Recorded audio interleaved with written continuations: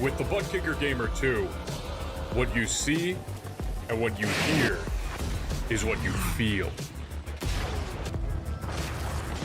Butt Kicker. The future is feeling.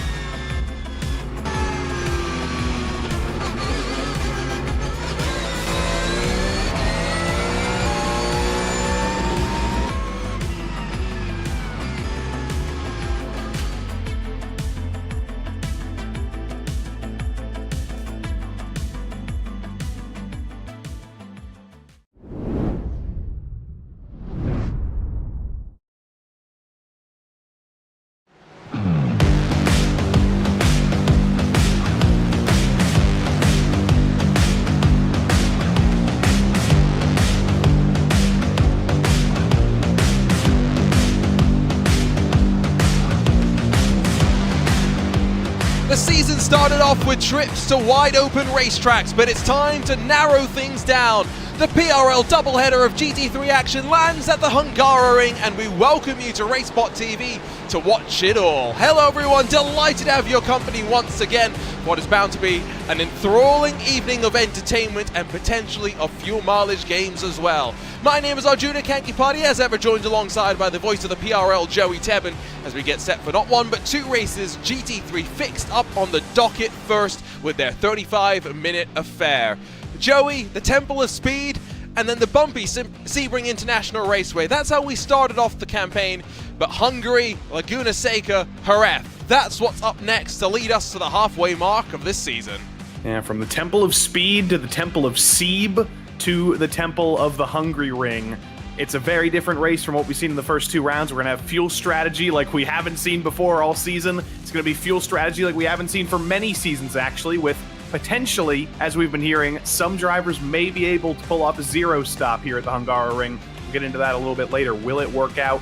Will they actually be able to win the race on that strategy? It's going to be a great mystery, because if that does work here, maybe you look at Laguna Seca at a place where you can think about doing that. I think it's probably not going to be possible there, but more importantly, they are tight and twisty tracks coming up. So the Hungaroring is a place where you need to qualify up front. It's a place where it's fairly easy to defend with how narrow it is, and you're going to take that to Laguna Seca and Jerez in the next 2 weeks as well. I think you're 100% right in just saying qualifying, though, is quite important. I think that's where you're going to build the foundation, and an important foundation given that we're now starting to see the drivers standing start to shake up just a little bit, with form starting to play itself out. Hardy Mercedes, the Seawell Racing Team driver, dropping from the GT3 Sprint into the GT3 Fixed series and looking quite strong, with Luke Davis, Luis Grullon, Jeff Carollo, and then Eric Kulaga making up the rest of the top 5, but only 20-odd points between the top 10 or so, 30-odd points if you go back to Jason Finch. It's still anyone's game at this stage, Joey. And Luis Grullon should be in the lead of the championship right now. He won the first 2 rounds of the season, but the reason he's not, he was assessed a 20-point penalty after round 1 at Monza for a start procedure penalty. He was deemed to be at fault there. He was given a 20-point penalty, and because of that, he's already on the back foot. He's already got to fight forward and make up what is now only an 8-point gap to his teammate Artie Mercedes, but that's still more of a gap than he would want. He should be 12 points in the championship lead right now. And of course, that 20 points is going to potentially play a big factor come the end of the season. We'll, of course, track those points because penalty points, because while in the first 9 rounds drivers can drop one of the points from the equation, the penalty points cannot be removed. Seabow Racing 1 and 3 though, so therefore when we look at the team championship, no surprise to see them also leading the way here. Vulture Motorsports have Carollo and Kulaga 4th and 5th, so they're only about 18 points back in 2nd, and then SGE Esports and Scuderia Lunatic Racing currently sit 3rd and 4th positions, just a little bit further back. We know how difficult it is to be consistent, Joey, in a championship like this, but already you would see 3-4 breakaway teams at the front.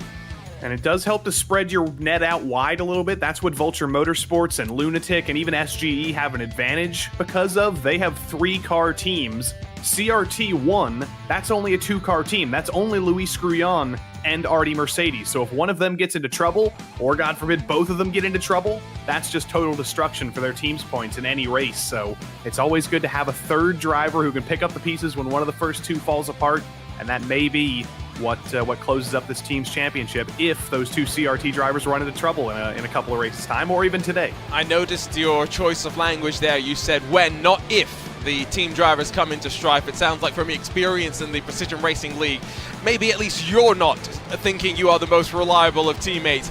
The drivers are out there at the Hungaroring for qualifying. The circuit opened back in 1986 and built in just 8 months to welcome Formula One to Hungary. Before we get to the times and where they're shaking up, it's time to thank all of those that make things possible, starting with Advanced Sim Racing, owned and operated by passionate sim racers. Advanced Sim Racing designs and builds the sturdiest and most durable aluminium profile racing simulation cockpits available in the market today. All PRL members also get a 5% discount on ASR products using the Precision 5 coupon code. Racebox offers mid and high-end button boxes for sim racing enthusiasts, from the casual gamer up to the most meticulous sim racing driver. Competitively priced and carefully handcrafted, our button boxes are an enjoyable addition to any sim racing setup. Visit raceboxsimracing.com and get a 5% discount using the Precision 5 coupon code. Butt Kicker products add incredible immersion and realism to every game. Feel every nuance and truly put yourself in the driver's seat. Mechasim Hardware is a small company from the Czech Republic, and their goal is to produce high-quality sim racing hardware. If you are looking for a high-end pedal set, handbrake, or sequential shifter, visit Mechasim Hardware's eShop right now to get you up to speed.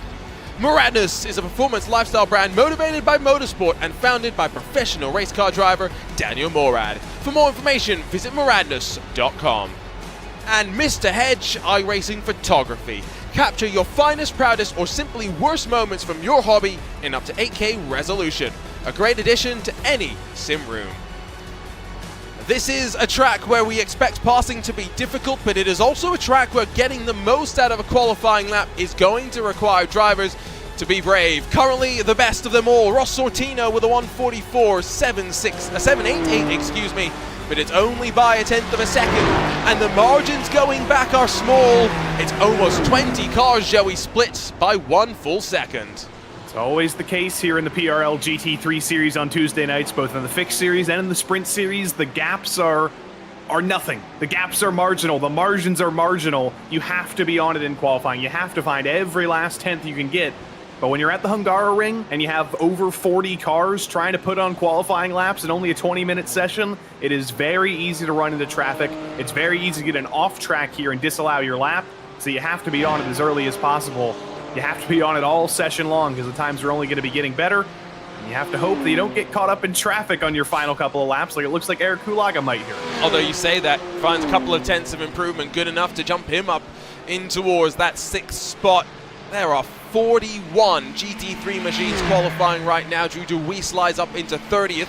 Steven Martinez does not find any improvement just yet. I think the one thing to wonder, though, in terms of weather conditions is it going to get warmer from here, Joey? 9:06 a.m. I'm no meteorologist, but that tells me that it's gonna get a little bit warmer. I think the sun's gonna be continuing to rise here. Not much cloud cover. There's a couple of dark clouds, but they're looking like they're blowing away. So I think as we move into the race session and get through 35 minutes of racing, it is only gonna get hotter. There's some high-speed corners of the Hungaroring. There's a lot of tire wear if you're not careful. Yes, and that's the other thing to think about when it comes to the fuel mileage game. Now, Luis Grullon ran a little wide out of the final corner. 0.04 of a second improvement, but it's not going to count. That is the thing to watch. Track limits here. Formula One Grade 1 facility. The other thing that it does mean, though, when it comes to a no-stop strategy, Joey, the Mercedes Formula One team, of course, working with iRacing, providing some of their feedback, some of their data. Also, bumping up the pit lane speed limit. A little bit faster through there. I'm totally distracted, Arjuna, because I'm looking at the top three of the timing right now. Waldo Walden is P3. Where's Waldo? I don't know how that's happened. I do not know how that's happened, but Waldo Walden and the Hungaroring have gotten along beautifully. He qualified 23rd in round 1 at Monza, qualified 33rd last week, and now he said, you know what, we're doing multiples of 3. I might do the lowest one and put it P3. Oh, we always play the game of Where's Waldo, and it's great to see that he's up towards the front and at a track where that's as we keep reiterating, very important qualifying lap. We're into the final stages. Drivers will have at most 2 laps with which to improve. The stealth camo machine of Kevin Santana does not find any improvement just yet.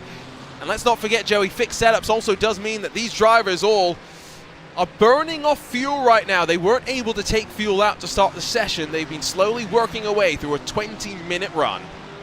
And these tires don't wear very much. We know that from all the endurance races you see GT3 machinery in, and all of the iRacing special events where you see drivers doing double stints, triple stints on one set of tires occasionally.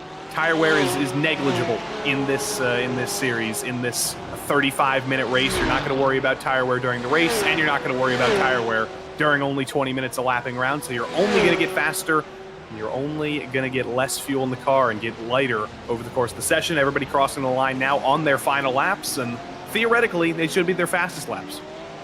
Theoretically, yes, but again, it's all now about being able to put the lap together. There are some drivers that are seemingly more capable of doing it than others at the end of the day. I know I was never the best at being able to put laps together. We'll see if Douglas Corey is going to be able to find any improvement. He will get one more lap after this as well. That's important to note, in that iRacing team number 18. And runs the short run to the line and finds himself a 1/10 of a second. Wow. And grabs pole by 5 thousandths. Where did that come from? Where did you come from, Douglas Corey? Are we at the Hungaroring, or are we at the upside-down Bizarro ring? It seems like everything's flipping around. He did put a P9 last week, so I do have to give him some respect, but Douglas Corey's never been on pole before in GT4 and GT3, but suddenly he's the biggest Hungaroring fan in the world. Can finally try and get to the car that's coming to the line. Here's Jason Finch. First car to see the checkered, and marginal improvement, but from 25th, don't see him jumping up too much further forward. Next up, Alex Wright in one of the Lunatic Racing cars. There's definitely new improvement there. And where's Waldo? Well, practicing a pit lane entry, I believe. Might as well get a little bit of practice. You're going to need to. He's done a fantastic job to put it P3. Now it's going to be up to him to handle the pressure once we go green here. He's never started this high up in the field in the road race in the PRL. So he's got an unfamiliar situation to deal with. Luis Grullon, though, dumps him off third right, as I say. Then Sully Sod puts it on pole. It's all flipping around. Out of nowhere, Sully Sod, and in the Porsche to pole position, the only one inside of the top 5. And I don't think there's many, Joey, that have a chance to break this. Dale Peterson in the very familiar highlighter yellow colors, P6. So there's definitely time out there on track. Things haven't gotten especially hot, but Peterson's going to stay P6. Michael Kulaga, no improvement from him. 2/10 separating the top 6 and 10 thousandths of a second separating the top 3.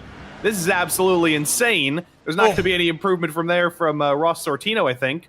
But welcome back, Sully Sod. Out of nowhere as well, because Sully had on the previous laps, not necessarily being able to put it all together. A couple of cars will run their way towards the line. Buck Hamilton up to 6th position. Already Mercedes, I believe, will follow as well, but does not find a run up through the field, and the championship leader is going to start from back in 12th spot. But wow, Joey, you're the stats man in the PRL. How many pole positions does Sully Saad have? 0. Oh, so pole position number 1. 0 pole positions, 0 wins in the top 3. And this is pretty incredible, Arjuna, because Sully Saad, I remember many seasons ago, he was one of those drivers we looked at who didn't have a win, but was consistently competitive for the win on the podium. It was only a matter of time until he was going to win his first race. We haven't seen that recently. He's fallen off just a little bit, but the consistency is back. He's put it on pole for the first time. This could be the return of the Sully Saad. And a perfect track to grab that pole as well. Oh, 1 second splits 22 machines. 10,000 splits 3 at the front. We're expecting plenty of drama when it comes to the strategy, but Joey, 35 minutes of racing now. There's no mandatory pit stop. There is a limited fuel capacity. Do you think we see a no stop today? I don't think we'll see a no stop in this series. I think the GT3 Sprint series more likely, because they can work with their setups a little bit more. There is, to be frank, a higher level of driver who may have done a little bit more in terms of official racing and learning from some of the pros who are going to try and do that. So I'm welcome for it in GT3 Fixed, but I don't think we'll see it until later tonight. Well, let's see how they'll start for the first of 2 races here at the Hungaroring. Pole position number 1 for Sully Saad in the short competition esports 079. 5 thousandths off, though, is Douglas Corey in the first of the Seabow Racing contingent. Ross Sortino alongside with Luis Grullon on row number 2. Where's Waldo? Well, in 5th position for Waldo Walden. Buck Hamilton in the other of the SGE Esports Ferraris will be on row number 3, while Dale Peterson, Eric Kulaga, Felix Feliz, and Jared Keane make up the rest of your top 10. It's Andrew Trickett, Artie Mercedes, 11th and 12th, while 13th for Alex Wright. Steven Martinez rolls alongside in a fellow Ferrari 296. It's Jim Feliz and Joachim Backer, 15th and 16th, with Tyler Graff and Luke Davis from 17th and 18th spots. Still, with only 8 tenths splitting the top 19 cars, John Jones and Colin McKenzie bookend your top 20, with Michael Fowler and then Jeff Carollo, the first of the cars, 1 second off of pole. Kevin Santana sneaks his way into 23rd alongside Michael Kulaga in the Vulture Motorsports number 82, while rolling from 25th position. It will be Jason Finch and Nicholas Johnson, Jared Deploy, and then Kevin Bergquist 27th and 28th, while Glenn Vanko and Dino Vela make up your 15th row of the grid. Still going, and we have 41 machines that are hoping to run their way around the Hungaroring. Robert Jeffries, Drew DeWeese, Matthew Saint-Aubin, Ian Cabana, Malcolm Foster, Adno Pena. That's through the top 36, while rolling from 37th. Nicholas Herrera, Drew Golden, and then David Morse, while just Matt Hilton and Sean Mulholland have no times on the board. As ever, we have, well, looks with the drivers, and so you can ignore the man in the bottom right hand corner of the screen. That's the defending champ in the GT3 Sprint Series, Vincent Trepanier. To his left hand side is Matthew Saint-Aubin, and I'll be honest, Joey, I'm not quite sure who's above them because they both joined the Zoom, but not with their names.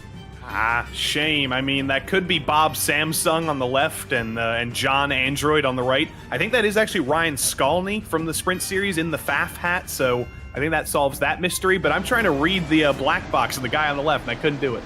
We will try and figure out that mystery later on because, well, everyone gets ready to go, and the pace car is already off and away. Sully Saad, for the very first time, is left in control of the Precision Racing League GT3 Fixed Series, and here at the Hungaroring, he gets us racing. 3 wide for second. They'll go in towards turn number 1, and it's a heavy dive onto the brakes. Saad covers the inside. You've got Douglas Corey and then Luis Grullon, the Seabow Racing teammates, side by side on the outside. Ross Sortino slides his way on through into 3rd, but now diving down into turn 2. Corey has to tuck back to the outside, opens a door for Sortino to look to the inside. Remarkably, everyone in the top 20 has gone through safely, although a couple haven't been able to say the same. Luke Davis and Robert Jeffries have been through the wars. There was some big aggression, though, at the head of the pack. Douglas Corey was all over the place trying to get around Sully Saad. Sortino trying to take advantage as well, but it is so difficult to pass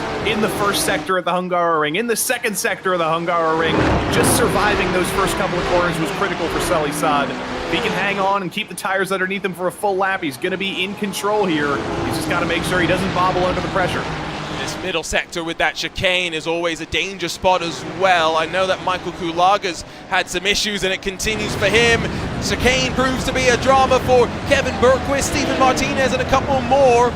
But remarkably, it's inside the top 20 where they continue to run pretty safely. Oh. But cue the commentator's curse. Ross Sortino slams into the wall, heading into the final sector. Ross Sortino all out of Sortino, out of turn 10 there.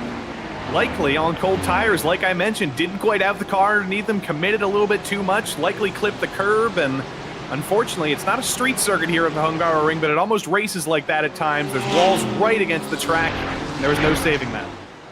So it seems like Luke Davis may have actually taken the pit lane start, so maybe an intentional decision to try and avoid some of the chaos. And it's all now as Sully Sod ends the opening lap, still in control of the field. And into turn number 1, down the hill once again. No one really aggressive inside of the top 10. Work your way a little bit further back. Artie Mercedes, championship leaders, heading down to pit lane. Trouble for Artie already. Like you said, championship leader, and this is big in the team's championship for CRT. They've only got one bullet out there on track with Luis Grullon in third. I don't know if he's serving a penalty or if he has damage already or what, but that's basically Artie Mercedes' race over before it even started. There did look to be some damage on the front right. We'll have to try and queue up some replays to figure out what's been going on. Let's go, by the way, then to the start and begin our sequence through the replays. What happens to Robert Jeffries? Into turn 1, very much too late in the brakes. Doesn't hit anything, but I think he knew about 1,000 feet before that corner came that he took too much speed in there. Wasn't going to be able to save it. That's Steven Martinez, or Michael Kulaga, actually, up over the top of the hill. Was there any contact with Porsche on the outside? No, just getting unstable on cold tires. Interesting, and that's maybe something to keep an eye on. And then fellow Vulture Motorsports contender, fellow Vulture Motorsports contender gets vultured out of the way by one of the Seabao Racing Team contingent. I think that was Artie Mercedes. That might actually make a lot of sense. I believe that was Artie. We'll probably see the aftermath when we get up ahead here. Riding on board with one of the Mercedes into the chicane, and they just see total death up ahead of them. Can't get it checked up. It gets into the back of Kevin Santana. I think that was Michael Fowler, Medino Vela, Jared Deploy. There was plenty of others that had to take avoiding action. That was all on the opening lap. We're now 2 laps down onto the 3rd lap, and they're continuing to have drama further back. Jason Finch, Drew DeWeese, and a handful more, all tripping over each other through the final switchback hairpins. I think that was David Morse just, oh, that's not ideal. I hope nobody needs to come into pit lane for a couple of moments, because Austin Powers is parked there. I think that was Drew DeWeese, who unfortunately might have already had a damaged car, to be fair. So I'm not necessarily sure that was all of its own volition. Now let's pick up, though, end of the opening lap, what happened to Ross Sortino. Oh, it springs to the right there. It was very aggressive. I think he clipped the curb just wrong. Maybe got into a little bit of a rut. Up over turn 11. Yep, gets it in the little rut between the curb and the asphalt and the outside, and that just loops the car around, spits it into the wall, especially on cold tires. That's so much easier to do. And then after that, Ross is just trying to get it back to the pits. Everybody's trying to come around him, and cold tires, a little bit of target fixation again, means loop-de-loop goes to 74. And I'm sure there's even more trouble. This is Drew DeWeese and David Morse coming up later on in the lap. Oh, yeah, we're just going to continue rolling this for a little bit. Oh, that's not a passing opportunity. No. Oh, goodness me. I think that's Adel Pena and Matt Hilton. Both need a trip to the infield care center, please. Oh, dear. I think Adnel Pena's birthday's coming up soon. That's not going to be a very good birthday present for him. Just gets bullied and doesn't lift. He's got bullied off the road there. I mean, yeah, to be fair to Adel Pena, he was minding his own business while the car on the inside did very much body him off the line, so we'll be curious to see what happened there. Here's just the replay of, it's a checkup for Drew DeWeese that really sets things off, and I've got to assume, by the way that the rear end's about to step out on him now, yeah, that does not look healthy. Yeah, he was in the middle of a Hungarian sandwich there and just got pressed, tried to bring it down pit lane, and then quickly realized, I'm not driving a Ferrari anymore, I'm driving a tricycle. And that's the end of his day. But what a bunch of carnage on lap 1. There were 41 cars that started this race, and we've got about 30 already, and it hasn't even been 6 minutes. 34 still running, but only 33 left in the lead lap. So yeah, you're not far off, to be fair. Still some fights though, as the field starts to splinter on up. 17th position is a good 16 seconds off for the lead, and now Colin McKenzie gets ran wide. The Lunatic Racing car gives up ground in the battle to Kevin Santana. Say hello to Michael Fowler, but running up the hill, not going to necessarily be a passing opportunity. Settle back in for the time being. What does this drama mean? Well, Michael Fowler now gets checked up. It means that potentially for those that are looking to make their pit stops happen, Joey, there might be some windows and pockets of clean air to dive into. There are now, and if fuel is as tight as we think it is, if it's as close as possible to make it on a zero stop, you can basically make your pit stop whenever if you are electing to bring it down pit lane. So you could have pitted on lap 1 and potentially made it to the end of the race. Oh, that was David Morse checking up in the middle of the chicane. And I think Drew Golden, the Porsche involved there, nowhere to go. I don't know what was going on there. I don't know if a slowdown was being served or what, but that was unfortunate. It's just an awkward section sometimes to work through if there are different cars that break in different ways. Unfortunately, it does not end well. Look at this though at the front. Douglas Corey's piling the pressure on to Sully Saad. Saad's doing a decent job of holding it back for the time being. Luis Grullon not directly on the case of either of these drivers, Joey. Waldo Walden in contention as well, and then some separation. A 4-car train starting to stretch its legs. Yeah, they are pulling each other away. It's surprising, considering the top 7 were separated by about 0.2 of a second in qualifying, that things have stretched out a little bit, but that's the nature of the Hungaroring. That's the nature of a track where it's very difficult to overtake. If you do get stuck behind a little bit slower of a car, if you do end up in a little bit of trouble on lap 1, it's very, very difficult to make up ground, and it's very easy to lose time. But we were riding on board with second place Douglas Corey. He is nothing but aggressive right now. He's not saving fuel whatsoever. He wants track position. He wants to make the move. He wants to put the pressure on Sully Saad, and he is not thinking about that pit stop until he has to. We roughly expect them to come in, around less than 15 minutes to go, but before maybe 8 or so minutes to go. So we've still got some ways to go, but Douglas Corey's BMW is looking quite menacing.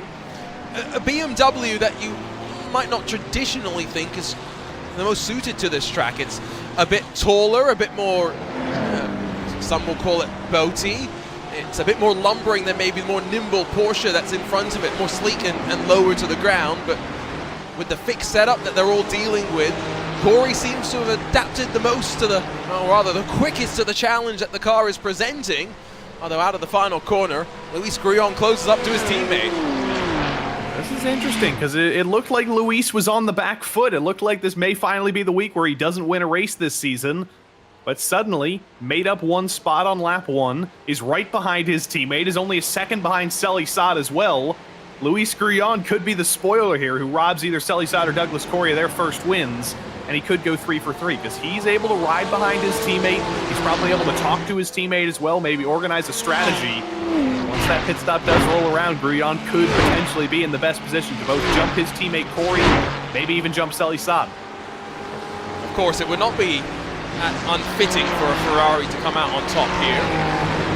Michael Schumacher won the World Drivers' Championship in 2001, same year that Ferrari won the Constructors' Championship, as they did in 2002 and 2004. That was, of course, during their fairly dominant streak. Ferrari currently sit 3, 4, 5, and 6 in this race as well. Although, balance of performance discussions, I think something that we'll be having a lot more on here on RaceSpotTV come this weekend, and the iRacing Team Le Mans powered by VCO, which you can catch starting at 12:30 p.m. UTC. For what is going to be a rather fun 10 hours, Joey, especially given that we have 2 brand new prototypes, the new Ferrari as well, and we've been seeing all of these cars across the bevy of Precision Racing League competition. We're going to have a little bit of Road Atlanta overdrive, I think, because we've got Petit Le Mans, and then we've got Road Atlanta in both Monday night series in the PRL. I don't believe Road Atlanta is showing up in the GT3 series. I don't remember seeing it on the calendar, so that'll be a little bit of respite, but it's giving me shades of Sebring from last week, Arjuna. We had 1,000 kilometers of that in the Ivor Endurance series, and we had to do 2 more races of that here. We're we're certainly getting fed our American tracks in huge heaping portions. I mean, if you really want to complain, we can go back to 2021 where we had 4 Spa 24 hours. Please no. In 4 weekends, yeah, no. And poor Lewis McClay commentated, I think, on all 4 of them as well.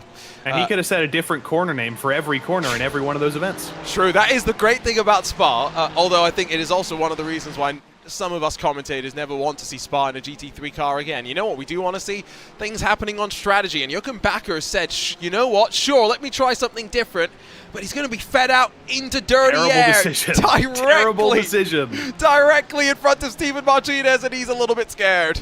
It's all gone horrifically wrong for Jochen Backer. I think he was thinking about strategy. He had a whiff of strategy, and unfortunately, Jochen Backer is backer in the packer. And he's right behind slow cars with damage. I don't think he thought this entirely through, and right now he's probably regretting his decision. Well, you can't always get what you want. Exactly, and, that's what the Rolling Stones said. Yes, I was trying to come up with another song title to say that it doesn't always work out, but I'm struggling right now. Help me. I got nothing else. I'm thinking Maggie Rogers, it all works out in the end. There Wherever you go, that's where I am. But I don't think it's all going to work out in the end for Jochen Backer. I think it's, I mean, he could prove me wrong. It could be a masterclass to get through that traffic. But right now, it's not looking good. Well, you could say it's not that. Is I guess at least there's a direction for the pun to go in. Now, as we come to the close of lap 7, there's been about 12 minutes of racing complete. Not necessarily into where we expected drivers to head off to the lane, and it settled in at the front. I don't think it settled in here. Alex Wright under fire from Jim Feliz.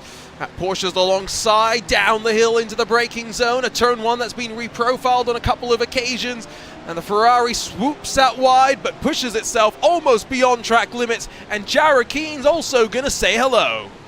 Keen's through into the top 10, and Alex Wright, I believe, repping a new paint scheme this time out. Speaking of paint schemes, he's got Tyler Graff, the painter extraordinaire, graphics maker guy, words extraordinaire behind him. But I believe that's a breast cancer awareness Ferrari for Alex Wright. Switched up the colors from the lavender to the pink. And oh, I shouldn't have mentioned it. Oh, I shouldn't have mentioned it. And Tyler Graff too. That's a double commentator's curse. That's the worst one I've ever done. Come on. I mean, if anyone does not believe in the commentator's curse, clip this, please. I made a right graph of that whole thing. We'll workshop that, I think, a little bit more. I don't even know what that means. I've got to say, that's not the first time we've seen a Ferrari in trouble there, although this time it was on warmer tires, and I didn't necessarily expect this, but this was just pushing out wide a little bit too much. And while we were riding on board with Tyler Graff before, he would have had a pretty interesting perspective of that.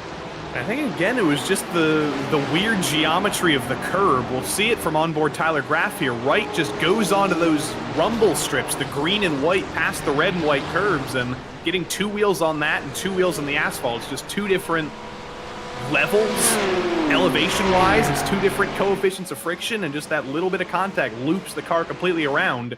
It's just like, it's like clipping an auto spin curb. You have to clip it just right, and there's basically nothing you can do to save it other than not get on the curb in the first place.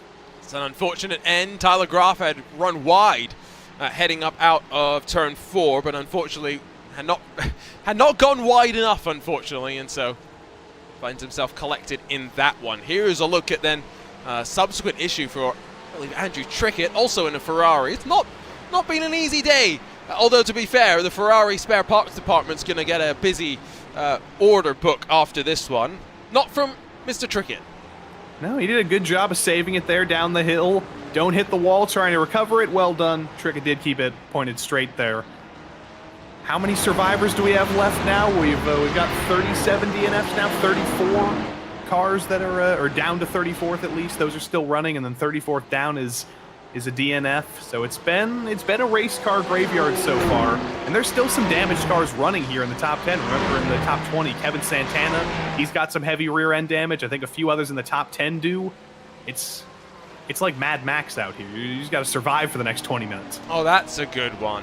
That's a very good comparison. I will also just point out that with this level of attrition, if you are able to get back out there, these are valuable points that you may be able to accumulate, because of course the later that we work into this season, the less you want to be falling back on the drop ground. So any points that you can accumulate, even if you're not fighting for a championship, it's definitely something you will want to keep an eye on. Douglas Corey's back on the case of Sully's side and has broken away from Luis Grullon. Waldo Walden dropping back towards Buck Hamilton and Dale Peterson as well. Seabell Racing Teams number 18 back on the hunt, but it comes as we do expect Joey, the pit stop window, to open shortly. Corey's doing a good job of just consistently putting on the pressure here. He's made no bobbles of his own. He's just tried to force Sully Sod into a mistake. But both of these guys know that they're fighting in a very, very difficult position right now. They're fighting for their first wins. That's always a very intense spot. It's always a very sweaty spot, especially when you're the leading car. You're just desperately trying not to make a mistake, desperately trying not to throw it away early. And Douglas Corey is trying to make Sully Sod do exactly that. I tell you what, Joey, we had the question: who is this driver heading out of turn number 1 in a Porsche? Now, that helps us slightly. Pink Mirrors also gives us a guidance. I can narrow it down to Jochen Backer or Robert Jeffries. I think it's second in line, so it's got to be. Is Backer second in line? It is, although are we not seeing the same Coca-Cola livery that? I don't think Jochen Backer has his trading paints updated, unfortunately, but I think we've solved the mystery. That is Jochen Backer, and he almost just threw it in the wall right as we cut to him. That would have been another curse to the same corner. A Detective Kanky Party and Tebben on the case. I like that you gave me credit for doing no work there. I thank you for that. I mean, you did help reassure me. So, you know, that's the key thing that Watson does at the end of the day. Of course, I hope we're not proven wrong somehow, because... Oh boy, please no. It's got to be right. Like, there's no other way. Pink it mirror. It syncs up. Yeah, it's right. That's Jochen Backer. That's him. Yeah, but again, he has not joined the Zoom with his name, which makes it always quite fun to try and figure out. I think you were also right. Who did you call out that you think was in the faff hat? Ryan Skalny from GT3 Sprint. Mm-hmm. Okay, we'll have to... We'll get to that in a few moments' time. You mentioned Kevin Santana's name. Well, he calls our attention to him by heading down to pit lane. It's kind of surprising to see Kevin Santana this low in the order. He's a master of the open wheel car. Many, many wins in Formula 4 machinery and Formula 3 machinery. Taking on GT3 this season, and he's been slowly but surely getting his feet wet and getting a little bit quicker over the course of the season. I definitely think we'll see him competitive at maybe a couple tracks later on in the season. He'll be good at Road America, definitely. I think he'll be good at Watkins Glen, so don't count him out for a couple of wins this season. Joey, did you ever apologize, by the way? For Kevin Santana? No. Oh, I mean, I'm sure you just something happened there as well. Well, I meant for the commentator's curse today. Oh, for Tyler Graff and for... Yeah, I mean, Tyler Graff, he deserves an apology because he did nothing wrong. Alex Wright, he can blame himself, unfortunately, but I do have to apologize to poor old Tyler Graff. I'll make sure to give him some money through graphics. I'll get something commissioned or something.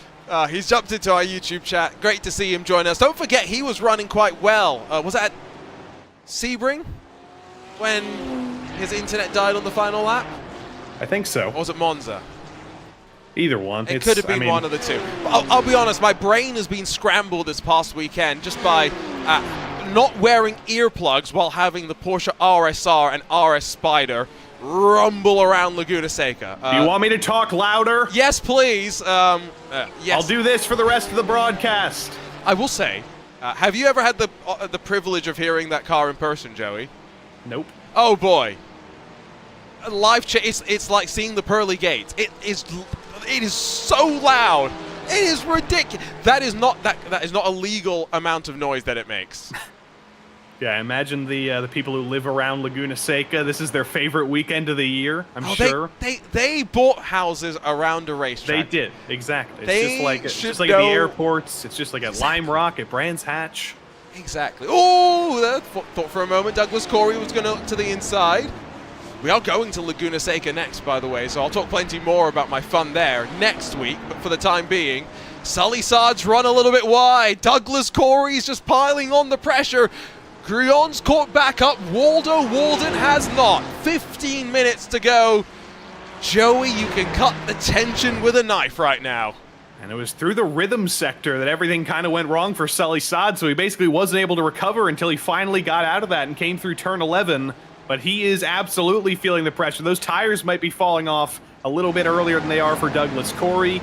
Let's see if any of them decide to come in this time. Saad very far to the right there, but still nobody coming down pit lane this time. Saad's still trying to hang it out, but you can tell he's definitely feeling the pressure. Corey's feeling it too, though. He bobbles out of the final corner, and that might open the door for Gruyon to get through on his teammate. And is this also potentially for Luis Gruyon an opportunity to put the offense onto Sully Saad?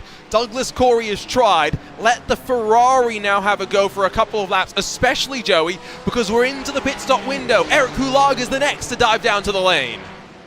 Hulaga going off strategy. He's hoping that he can see a little bit of clean air, maybe find a hole in the traffic. But this is a whole different situation now for Sully Saad. It's one thing to have a driver behind you who's never won, who might not be the most known quantity in this series. But now Sully Saad has the guy who's won the last 2 races right behind him, putting the pressure on, or at least he would be putting the pressure on if he can close that gap down a little bit. And that's going to be another level of pressure, and we'll see if Sully can handle it. Let's go back and take a look at a moment for Dino Vella, who will be submitting an invoice for lawnmower services, but almost seems like he forgot that there was a corner there, Joey.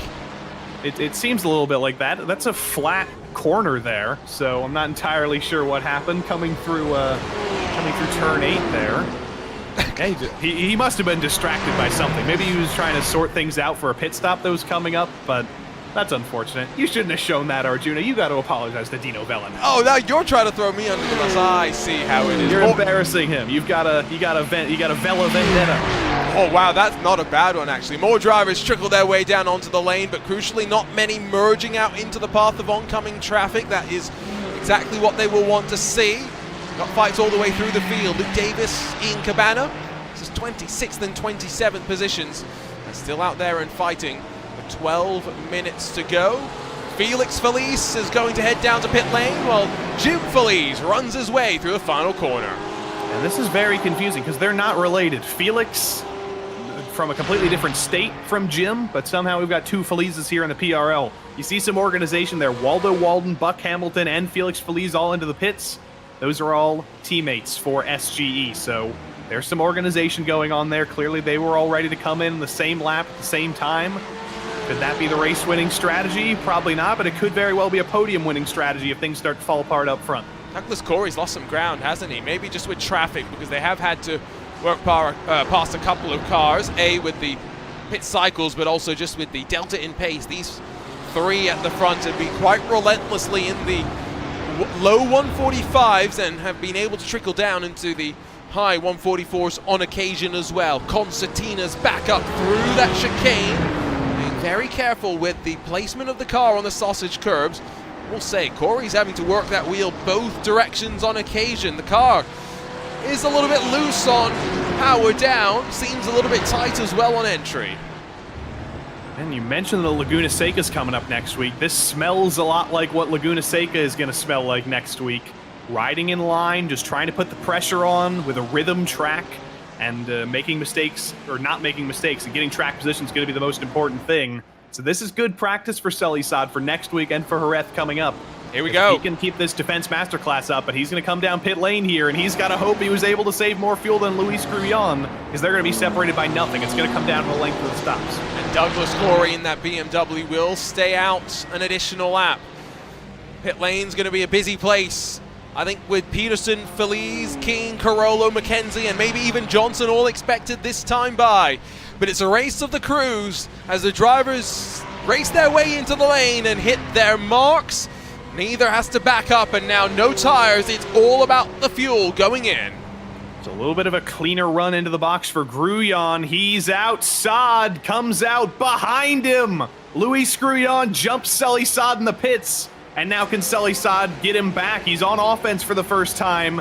Is that going to put even more pressure on him? Is that going to make him even more vulnerable to a mistake? He's got a great run at a turn 1, but he's got to keep the pressure on Gruyon and try and get him back as quickly as he can. Here we go. Takes the look. Doesn't commit. The Ferrari held its line, and Sully Saad wasn't willing to overcommit just yet. for Douglas Corey. 7.8 seconds stationary for Luis Grullon compared to 8.9 for Sully Saad. Those are the numbers to keep in mind. Douglas Corey will want to be 7.8 or less in the box, and all of the pressure that Sully Saad is putting on now might also be benefiting Corey, who heads off into the final sector, and now potentially to pit lane as well. Sully got a little bit overeager into turn 5, just sent it in as deep as he could, and that lost him out in the exit. Luis Grullon a little bit more comfortable now, pulling away. This is going to be absolutely heartbreaking for Sully Saad. It looked so good for him to get his first win in this series after so many seasons of looking close to that win, after coming back from having some seasons that weren't as strong as he would have liked.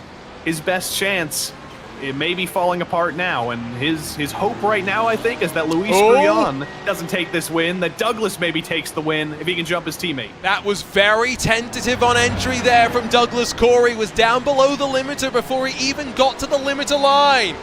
Are these those crucial seconds that Luis Grullon needs to retake the lead against a Seabao Racing Team teammate? Corey hits the marks, it was nice and tidy into the marks itself, and now waiting to rev the engine. It's 9.4 seconds, it's a long stop, and the both of them, Grullon and Saad, are already gone. It's not even close for poor old Douglas Corey. The pit lane entry and already being a little bit far behind in the first place, unfortunately all added up to just not being enough. He's going to be comfortable on the podium. He's got 3 seconds up ahead and 3 seconds behind. It's going to be a lonely day for him. But now it's 2 cars, Grullon and Saad, until the end of the race. And things are really heated up in the end of the top 10. Eric Kulaga was one of those drivers who came in early. I don't believe he's actually gained anything from that early stop. I think he's exactly where he was when the pit cycle started. Exactly where he was when the race started as well. It's Ford to BMW switch for Eric Kulaga. It's a bit of a shame that we've lost the Ford, but I guess understandable as well. Hopefully a new Ford will be on the iRacing platform sooner rather than later. Couple of battles just to keep an eye on as well. Train behind Jim Feliz in 7th, goes all the way back to Jeff Carollo. And where's Waldo? Well, feeling the pressure from Buck Hamilton. It's both teammates though, so I don't think it's going to be too dramatic of a battle, but they're probably communicating with each other. They communicated on strategy to all come in at the same lap, and now it's Ferrari v Ferrari for P4. They've also got a big buffer back to Dale Peterson. He's 3 seconds behind. They can afford to battle if they really want to, but can Buck Hamilton actually close up to the back of his teammate in the first place is a big question. He wants 4th place. He wants every point he can get, but he's going to be a little bit more tentative than I think he would with any other driver. Keep an eye on the gap towards the front. Sully Saad is pushing, and in these closing stages, if drivers have been able to save some incident points, they will be able to push beyond the limits of the track just that little bit more. Jeff Carollo stepped beyond the limits though, and off and into the wall. Speaking of incident points, you only get 13 incident points in this series before you're forced to take a drive-through. You only get 17 incident points before you're totally disqualified. Jeff's probably going to take 2 incident points for a loss of control, 1 more for going into the grass there. All things considered, though, is a pretty good save coming out of the corner. And there's a little bit of bullying coming into it. He's just trying to recover, and then loops it around, getting on the throttle, trying to recover out of turn 13 there. So was that Felix Feliz that would have been the I think it was other party involved?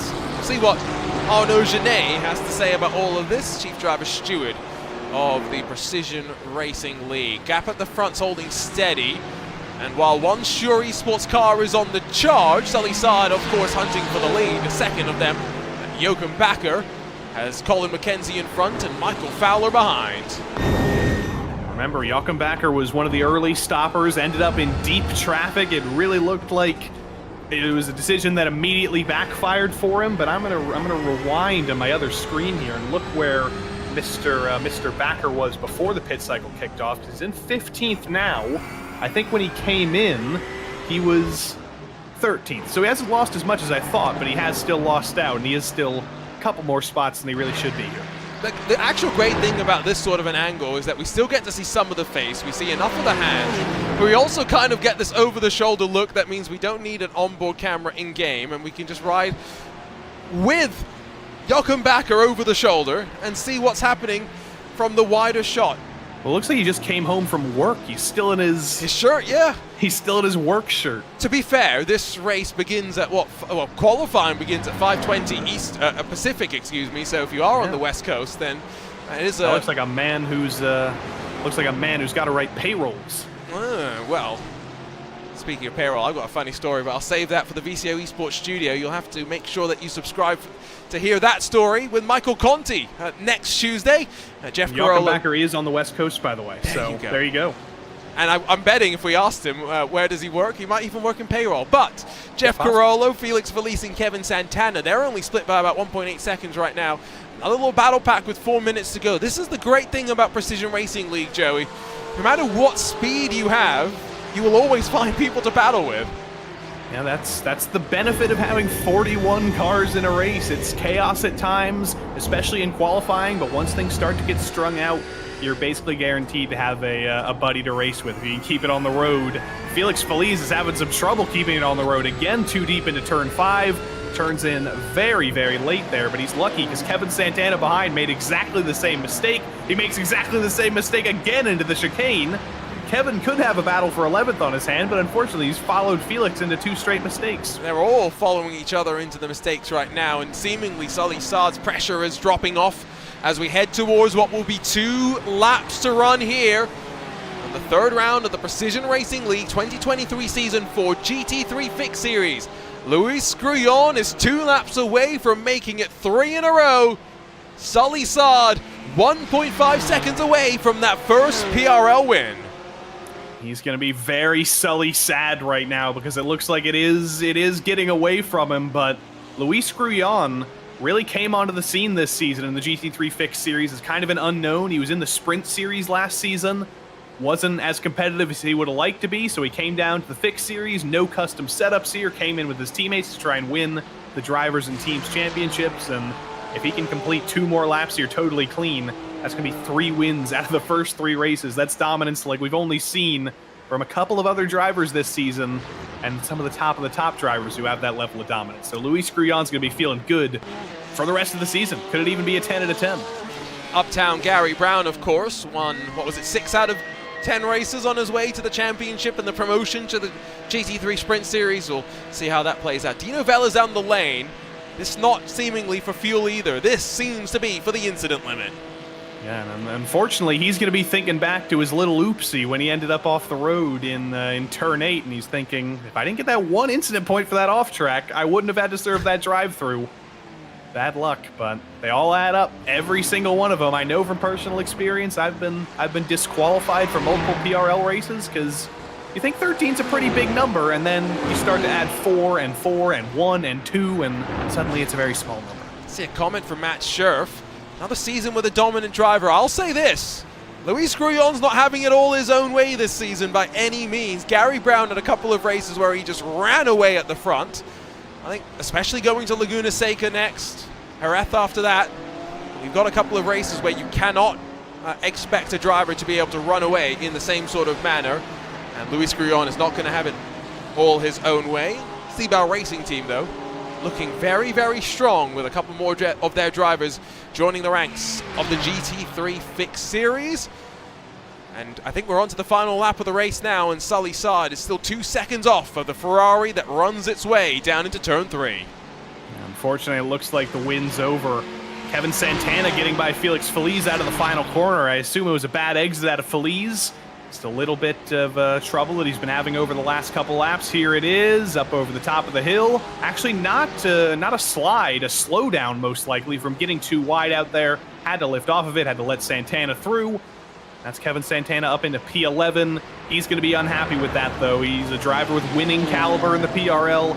He wants top 10s, he wants podiums, he wants wins. And I think he's going to be looking to Laguna Seca next week as well. It's a track where he has a lot of experience and a lot of good chance to get his 18th win in the PRL. Well, everyone will have a lot of experience at Laguna Seca, given just how integral it is to the development of an iRacing career, effectively, if you make your way up the license ladders.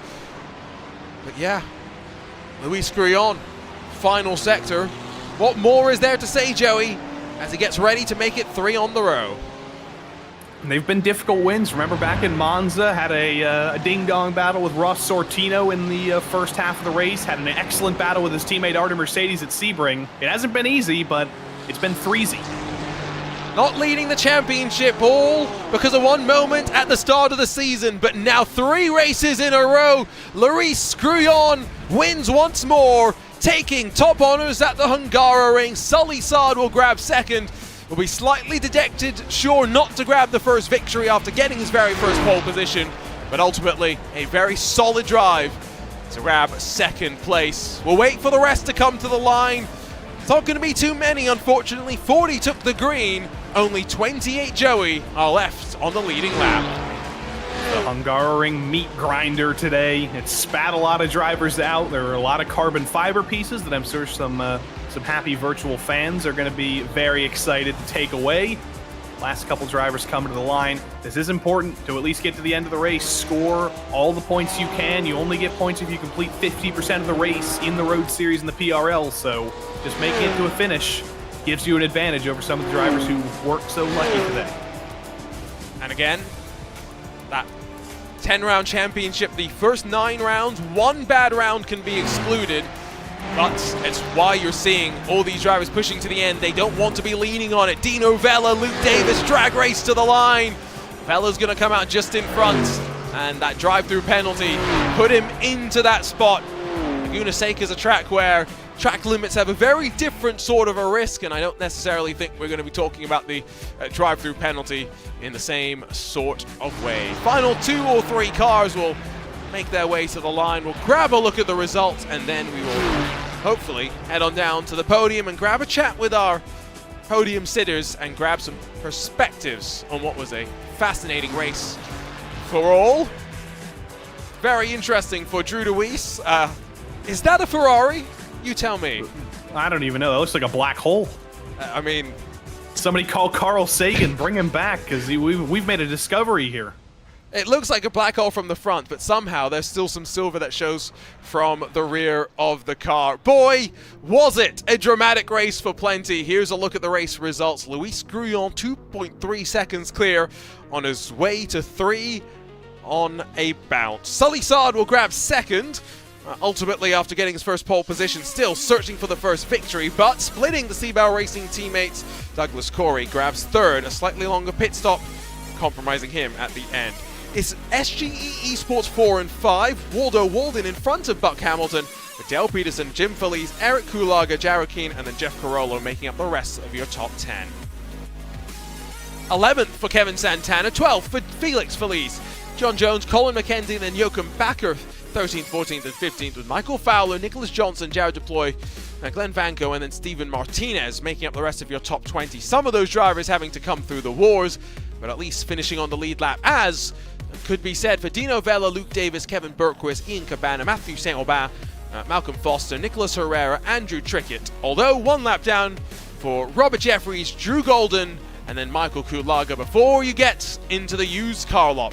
Ross Sortino, David Morse, Drew DeWeese, Tyler Graf, Alex Wright, Hando Pena, Matt Hilton, Jason Finch, and Artie Mercedes. All DNFs here today, and only 40 cars ending up taking the green. Sean Mulholland, after not setting a lap in qualifying, not setting a lap in the race either. Fastest lap also went in the way of Luis Grullon. But as we wait, Joey, to hopefully grab a word with our drivers, what are you thinking about the first of 2 races here in Hungary? We didn't really see anybody stretching the fuel in the Fixed Series, but that's kind of what I expected. Everybody came in with about 8 minutes to go. It wasn't really a thought for anybody, but like I said, in the Sprint Series, you've got guys who are able to play with their own setups. You've got guys who have a lot more in terms of experience racing and a lot more in terms of the contacts they have, and drivers who have thought about doing a 0 stop here. I think it is going to be possible in a race that's only 5 minutes longer. We could see it, but we didn't see it here, which is somewhat disappointing. Maybe a little bit, but I guess we just now get to wait and see how it plays out with the open setups maybe being a bit of a factor. Let's not forget that part of what determines fuel consumption is sometimes wing angles and how much downforce you have. A car that's got more downforce, is a bit more draggy, will tend to consume a bit more fuel to get up to its terminal velocity. Doesn't seem as though we are going to get the chance to chat with any drivers after that Precision Racing League GT3 Fixed series. Joey, I know what you feel about that. Yeah, I'm sure Sully Sod is Sully sad right now, so maybe that's understandable. But I do want to get a chance to talk to Luis Grullon. He's been so dominant this season, 3 out of 3 races. I want to hear what he has to say. But hopefully we can get that organized next week. We know Adnel Pena's been sort of their translator in chief at times, so we'll see what we can organize next week. Maybe we'll have to get you to just ask the questions in Spanish and do the translation yourself. John Jones No bueno. No bueno, I like that. John Jones jumps in to say that he thinks you could have made that with the no stop.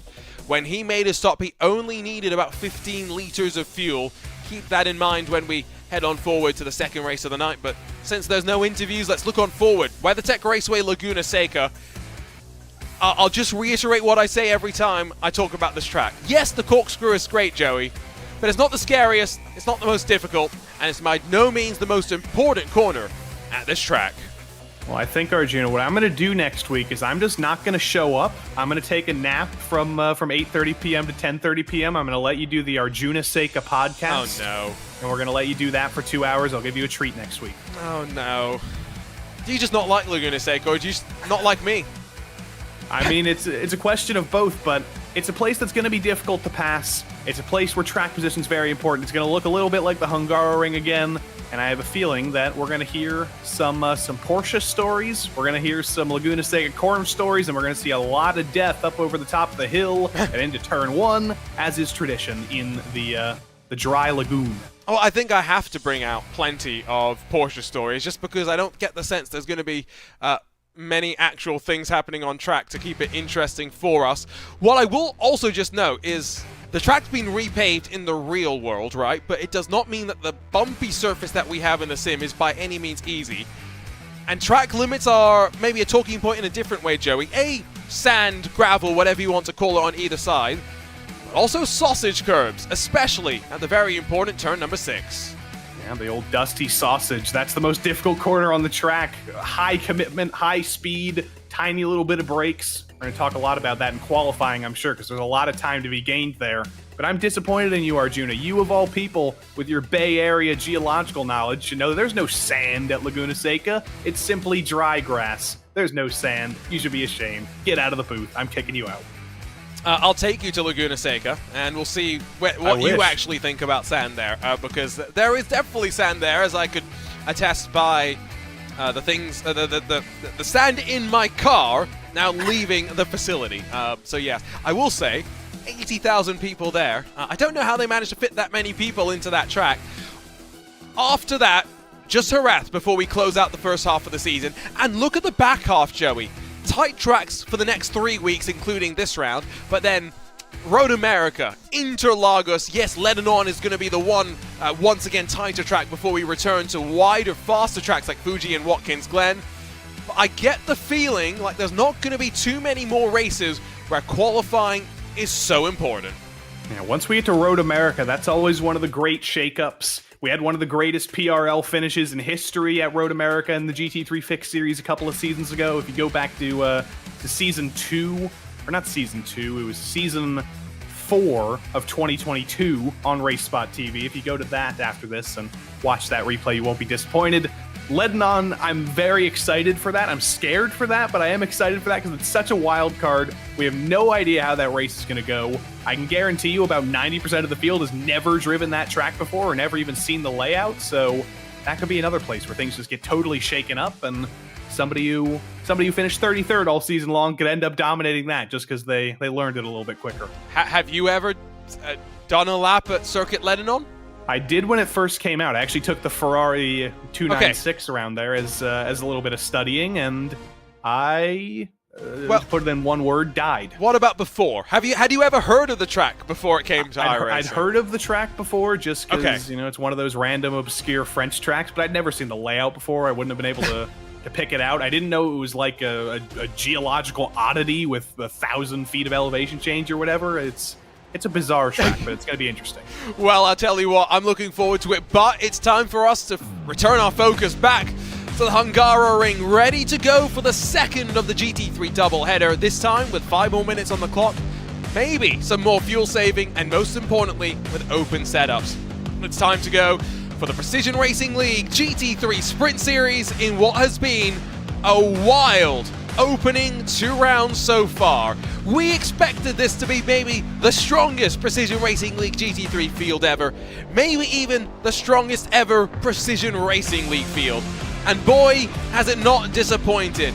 Andrew Caron and Manuel Troncoso have been able to split the victories so far, but Joey, same schedule compared to the GT3 Fixed series, and I get the sense that we might see 10 different winners over the course of this season. Very possible with the level of talent that's come into this series this season, or return to this series this season. It was already the strongest lineup we'd ever had last season, and somehow we've managed to make it even stronger with the likes of Daniel Ferguson, Andrew Caron, Guillaume Levesque, you name it, keep going on, Manuel Troncoso, drivers who have been immensely successful in the PRL, immensely successful in the highest levels of sim racing. They're all here this season to take on the exact same calendar as GT3 Fixed, but as I mentioned with the Hungaroring here, there could be a little difference in strategy, fuel saving a little bit more easy in an open setup series, opportunities for switching up the setups at places like Road America where they're fairly equal in terms of straight lines and corners. It's going to be interesting all the same. We've looked at the schedule plenty, so let's go talk points, because it's still close, but realistically anyone's game. Andrew Caron, one of the 2 winners so far this season, not even in the top 10, barely inside of the top 20 after a DNF in round number 1. Drop rounds not really being factored into the mix just yet. But let's be real, Joey. The point system rewards winning, but you're not going to win every round in a series as competitive as this. So, finishing up towards the front is going to be very important. And so, well, you look at the top 2, starting to stretch their legs, building up almost a 10-point buffer to Nathan Lewis, then the only 2 in the field to have 2 top 5s so far in this season. And you notice that the winner of the previous round, Andrew Caron, where is he? He's not in the top 10. You have to scroll all the way down to 19th in the driver's standings to find him because he DNF'd in round 1. So he's got quite the bit of recovery to do. He's got to hope that that's his drop week and he doesn't have any other bad weeks for the rest of the season. That's going to be difficult, though, because again, with the talent level at the top of the field, with the clusters of drivers and cars we're going to get, you're always going to be racing with somebody. You're always going to be under pressure. You're always going to be vulnerable to mistakes. When you look at the point standings here, there's no real one team that seems to be dominating so far. And well, when you look at the team championship, it's the consistency of Nathan Lewis in 3rd, Jeremy Gonzalez in 7th that have led the Precision Racing Esports Black Crew to a 21 points advantage over SimCity Racing. Martin Chris, Ryan Pucktel, they sit 9th and 12th in points, and then Lease Pure Sims, Guillaume Levesque leads the championship. But Andrew Caron and Daniel Ferguson have been unable to back up their teammates so far. 3rd in points for them with a CRT pair of Fernando Yaquez and Nani Tavares, currently sat in 4th behind them. A wild Drivers' Championship, Joey, an even wilder Team Championship. And it's interesting, the absences as well. You've got Manuel Troncoso, who normally races for Drago Racing. He doesn't have a teammate in this series, so he's not fighting for the team's championship. There's a lot of strong drivers who are Nicholas Rubilar. He's racing for Grid and Go. He's got no teammates. There's strong drivers who aren't scoring any points in the team's championship, so it might not even be the driver who wins the driver's championship whose team wins the team's championship. And I do like as well the fact that those drivers don't have any help as well, right? Daniel Ferguson, Pure Sims driver, normally teamed up with the Lease Esports team so that he'd have strength in numbers in this championship, something that he was keeping an eye on and making sure that there was a bit of help going into what is a relentless run of races, 10 back-to-back weeks. Qualifying underway once again, and you take a look at the track and, well, what do I see, Joey? I see darkness compared to what we had before, somewhat reflected in the weather conditions as well. Bring out the rain. Do it. No. Not Darn. yet. Not yet. There's a 64% chance. I'm getting my hopes up. But that's not what that says. That means there's a 64% chance that it's going to rain. Never mind. I was trying to make a joke and I realized it wasn't a good one. Is it actually 64% humidity, though? Yes, it is. Oh, I've been misreading that graphic for the last 3 years. What did you think it was? I legitimately thought it was like a chance of rain Oh, generated I wish. Well, actually, I don't even think I thought that. I think that's a thought that's popped into my mind for the first time, but it's always been deep in my subconscious. Now I'm just questioning reality. I did play into it, I won't lie. So you can hashtag Gaslighting me, Arjuna. Hashtag blame Arjuna. Let's take a look You're at the... going to be doing the podcast on your own next week at this rate. I mean, you're just trying to get out of it for any reason you can. Vincent Trepanier, defending champion, for the first time has shown up in qualifying. I think it's fair to say that Trepanier has not necessarily been showing us what we'd expect from him consistently. So 142.977, only 15,000 faster than Andrew Caron. Ryan Pucktel and Martin Crisp are then sitting in 3rd and 4th positions. Where are some of the strong drivers, you may wonder? Well, I don't think we've got the likes of Nicholas Rubelar or Manuel Troncoso here today. We still have the likes of Daniel Ferguson all the way down. I'm trying to look at my timing screen and getting myself a bit confused. He just jumped up into 5th position, never mind. He's just trying to confuse you, but that's going to make things interesting in the championship, because if we have... Well, Nicholas Rubelar already missed 1 round, so if he misses another round, he's done in the championship. He's just racing for fun. And I think Manuel Troncoso may be the same, but Andrew Caron up to pole. He dumps his teammate off pole position, kind of ends his teammate Vincent Trepanier's hopes before they even really started. Still some time left in the session, although it looks like Caron and Trepanier both heading back to pit lane. A little different compared to what we had with the fixed setup. These drivers have open setups, which means they have the ability to remove fuel from the car as well. Just keep that in mind. It's definitely going to be a factor that they will be thinking about. Here's Daniel Ferguson. I was teasing you a little bit, Joey, before we went live about drivers that were thinking of a no-stop. Daniel Ferguson has been gaslighting himself, saying he doesn't have the pace of his least Pure Sims teammate, and so what's he done? He's knocked the wing down on that car. He's not running max wing like most other Mercedes will, and he is, from what I understand, still contemplating a one-stop strategy, even though he's qualified up in 5th. He's contemplating a one-stop strategy or a zero-stop strategy? Zero, sorry, I can math. Because he was been one of the drivers who I would circle who would be thinking about that. There we go. We've got the... Well, we don't have the reverse exactly of Charles Etienne's message from last week, but it's close. I mean, at least Daniel Ferguson doesn't need us to reverse it for him, so he is clearly a fan of the Ian Leaning club, and now jumps up in front of Ryan Pucktel into 4th position. I must say that a no-stop strategy from 4th has a much higher percentage chance of succeeding than a no-stop strategy from 14th. Yeah, it does. And the one driver who would always master that zero-stop strategy is Guillaume Levaque, but I don't see him in the field. It's going to be a missed week for him as well. The 2 top drivers in the championship, Levaque and Troncoso, neither of them are here tonight. They're going to have to take this as their drop week if they want to fight for the championship and hope that they run into zero trouble for the rest of the season. There's a lot of names missing today, which opens the door for others to score points. That's not going to be an improvement in time from Miguel Angel Fonseca. It is from Dalton Savadil. He's up into 8th position in the number 42, the front of your shot. Checkered flag is going to fly in 80 seconds time. These drivers will be allowed to finish the lap that they're on. They will get none beyond that. JP Alfonso. That's a 131. Color me impressed. It's a 144.184 instead. Good stuff for JP. Top half of the field, or almost top half of the field at the very least. We're missing Ted Lowendick. Don't know what's going on there. We'll have to see. Well, you say we're missing him. He's in the session, just not out on track. Last minute session join potentially. Ah, I mean, he's gonna get. Well, he got practice last night, so we'll see. Maybe we'll get a 41st car in the session. I think we have. There's actually Lowendick, Loomis, Steffi, and Margula all with no times on the board and not out on track either. So that is an interesting thing. It's also interesting. Jason Drescher's leaving pit lane with 30 seconds left to go. There's definitely no time to go around and start another flying lap. Can Nani Tavares improve in the 911? No, but still has one more lap to set. Still has one more lap indeed. That Ferrari behind looks very interesting because the way that car was painted, it looked a little bit like the McLaren. They were doing a little bit of trickery with the paint on the front end of that car. Thierry across the line, no improvement for him. His teammate Trepanier behind him, no improvement for him. It looks like, unlike in the previous qualifying session of the Fixed Series, this track's only getting hotter and only getting slower. Maybe the cloud cover slightly changing as well. Can Dalton Savadil find more improvement? Yes, he does! And from 8th to 5th. Oh, a big jump. Mr. Z, what a lap, coming off a win in the GSI Club Sports Series by Ivra in the Porsche Cup class at Daytona. But Jeremy Gonsalves says, you know what, Mr. Z, you liked your top 5 for a moment. I'm taking it from you.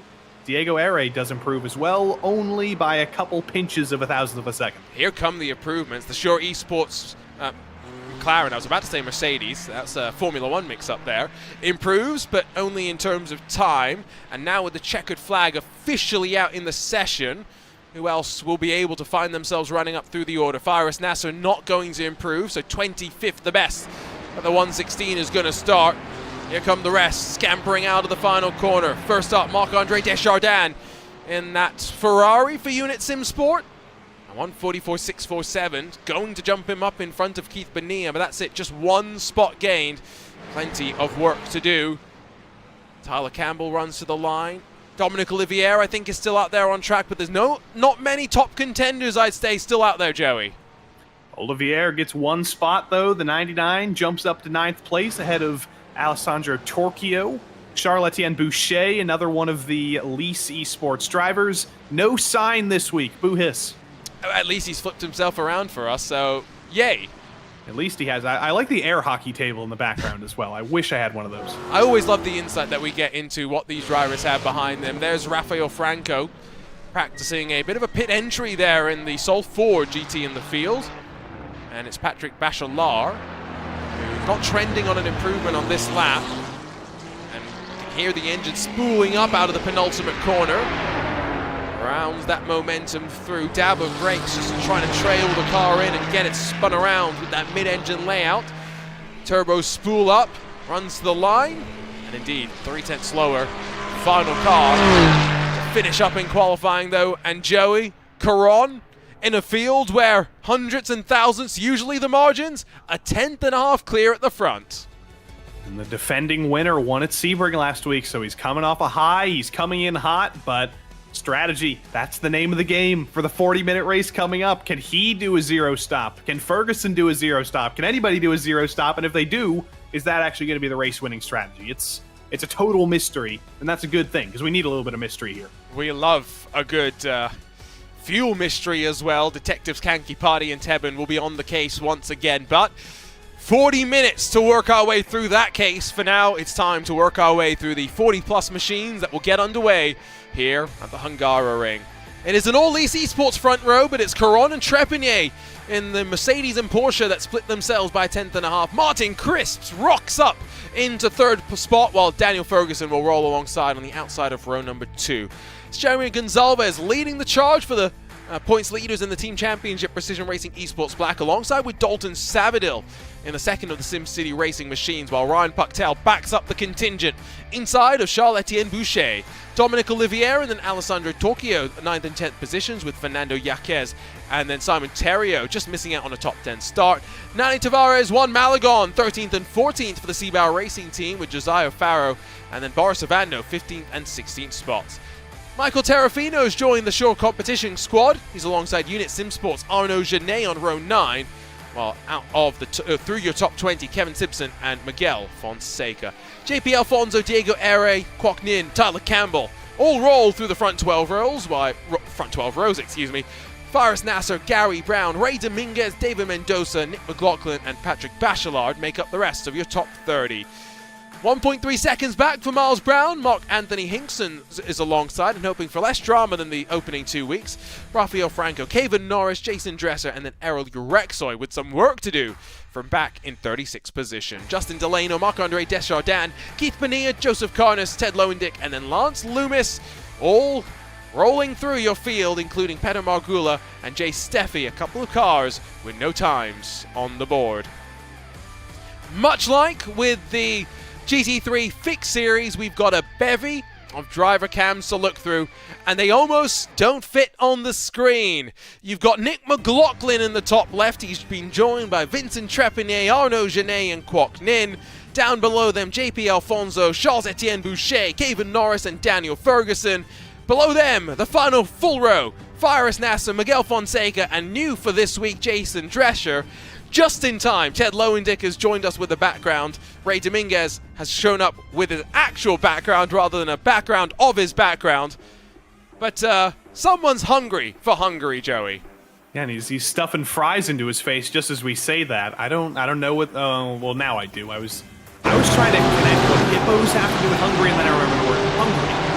We're hungry for the racing, and Andrew Caron's instantly picked up the throttle. Short formation lap, no time to get temperature into the tires, and thundering off into turn number 1 once more. 40 minutes on the clock and arresting their momentum on the brakes. A couple of cars looking very, very aggressive.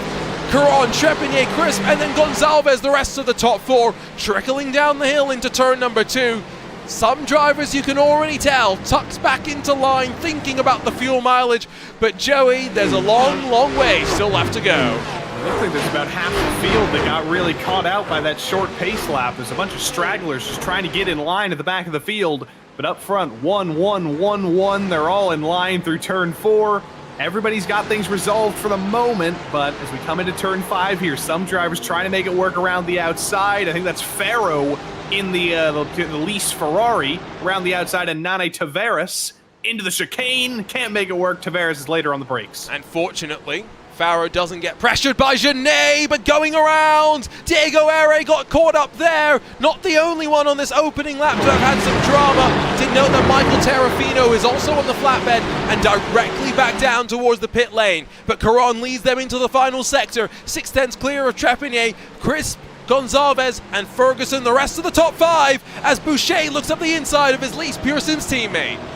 Big send. It's a big send this early, and you can see with just that one move, they've lost almost a second and a half to Gonzalez, to Crisp up ahead. But I think the reason that Charles Etienne was able to go for that move is because Ferguson is likely saving fuel early. He might be trying to go for that zero stop, might be shortening or lengthening his braking zones quite a bit, and that could prove difficult. There's a huge wreck in the background. Malagon's around. Malagon tacked up, I think, with Tavares. Car shoots out wide, but is able to hold on. Into turn 1, there's the send from Boucher. You can see how much Ferguson is visually saving.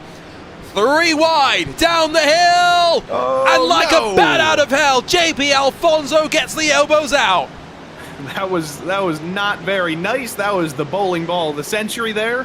Luckily, everybody's still pointed in a straight line. I have a feeling there's going to be some heavy damage, and I don't just have a feeling anymore. I have a sight line that the 413 of Miguel Angel Fonseca is going to be struggling quite a bit with that damage. It looks perfectly fine on the left side, if that's any benefit, but the right side's not going to look quite so good, and I think that's a technical failure in the background. David Mendoza, that's what happened to Terrafino, though, bounces off the wall, and I think that's all she wrote for that Ferrari.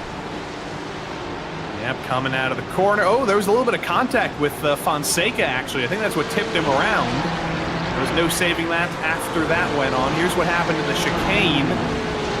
Everybody checking up, but it wasn't actually the checkup that caused it. It was a checkup further ahead that Diego Ere ended up running into, and everybody else made it through other than him, unfortunately. And then it was, like you mentioned, one Malagon in the Seabao Racing car.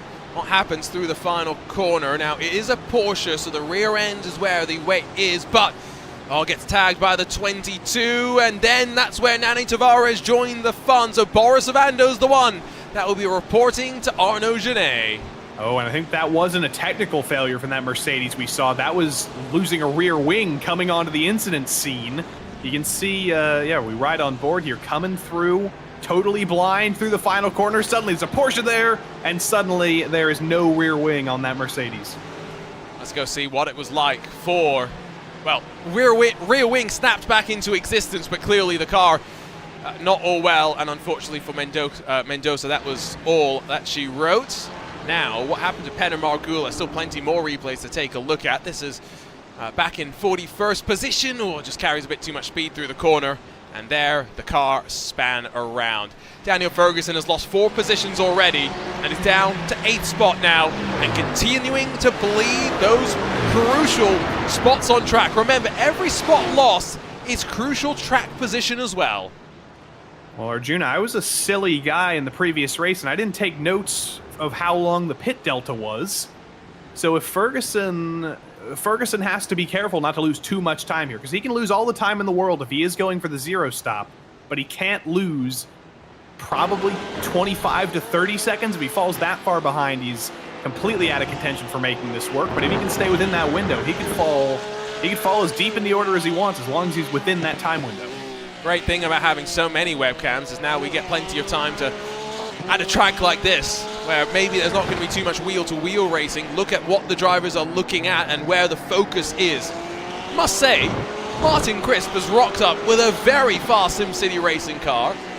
It always looks fast, Joey, but it's racing fast today as well. He has. I was in a chat with Ted Lowendick and Nick McLaughlin last night. They were in the official PRL practice session, and they were saying Martin Crisp looks crispy. He looks fast. He's figured this place out.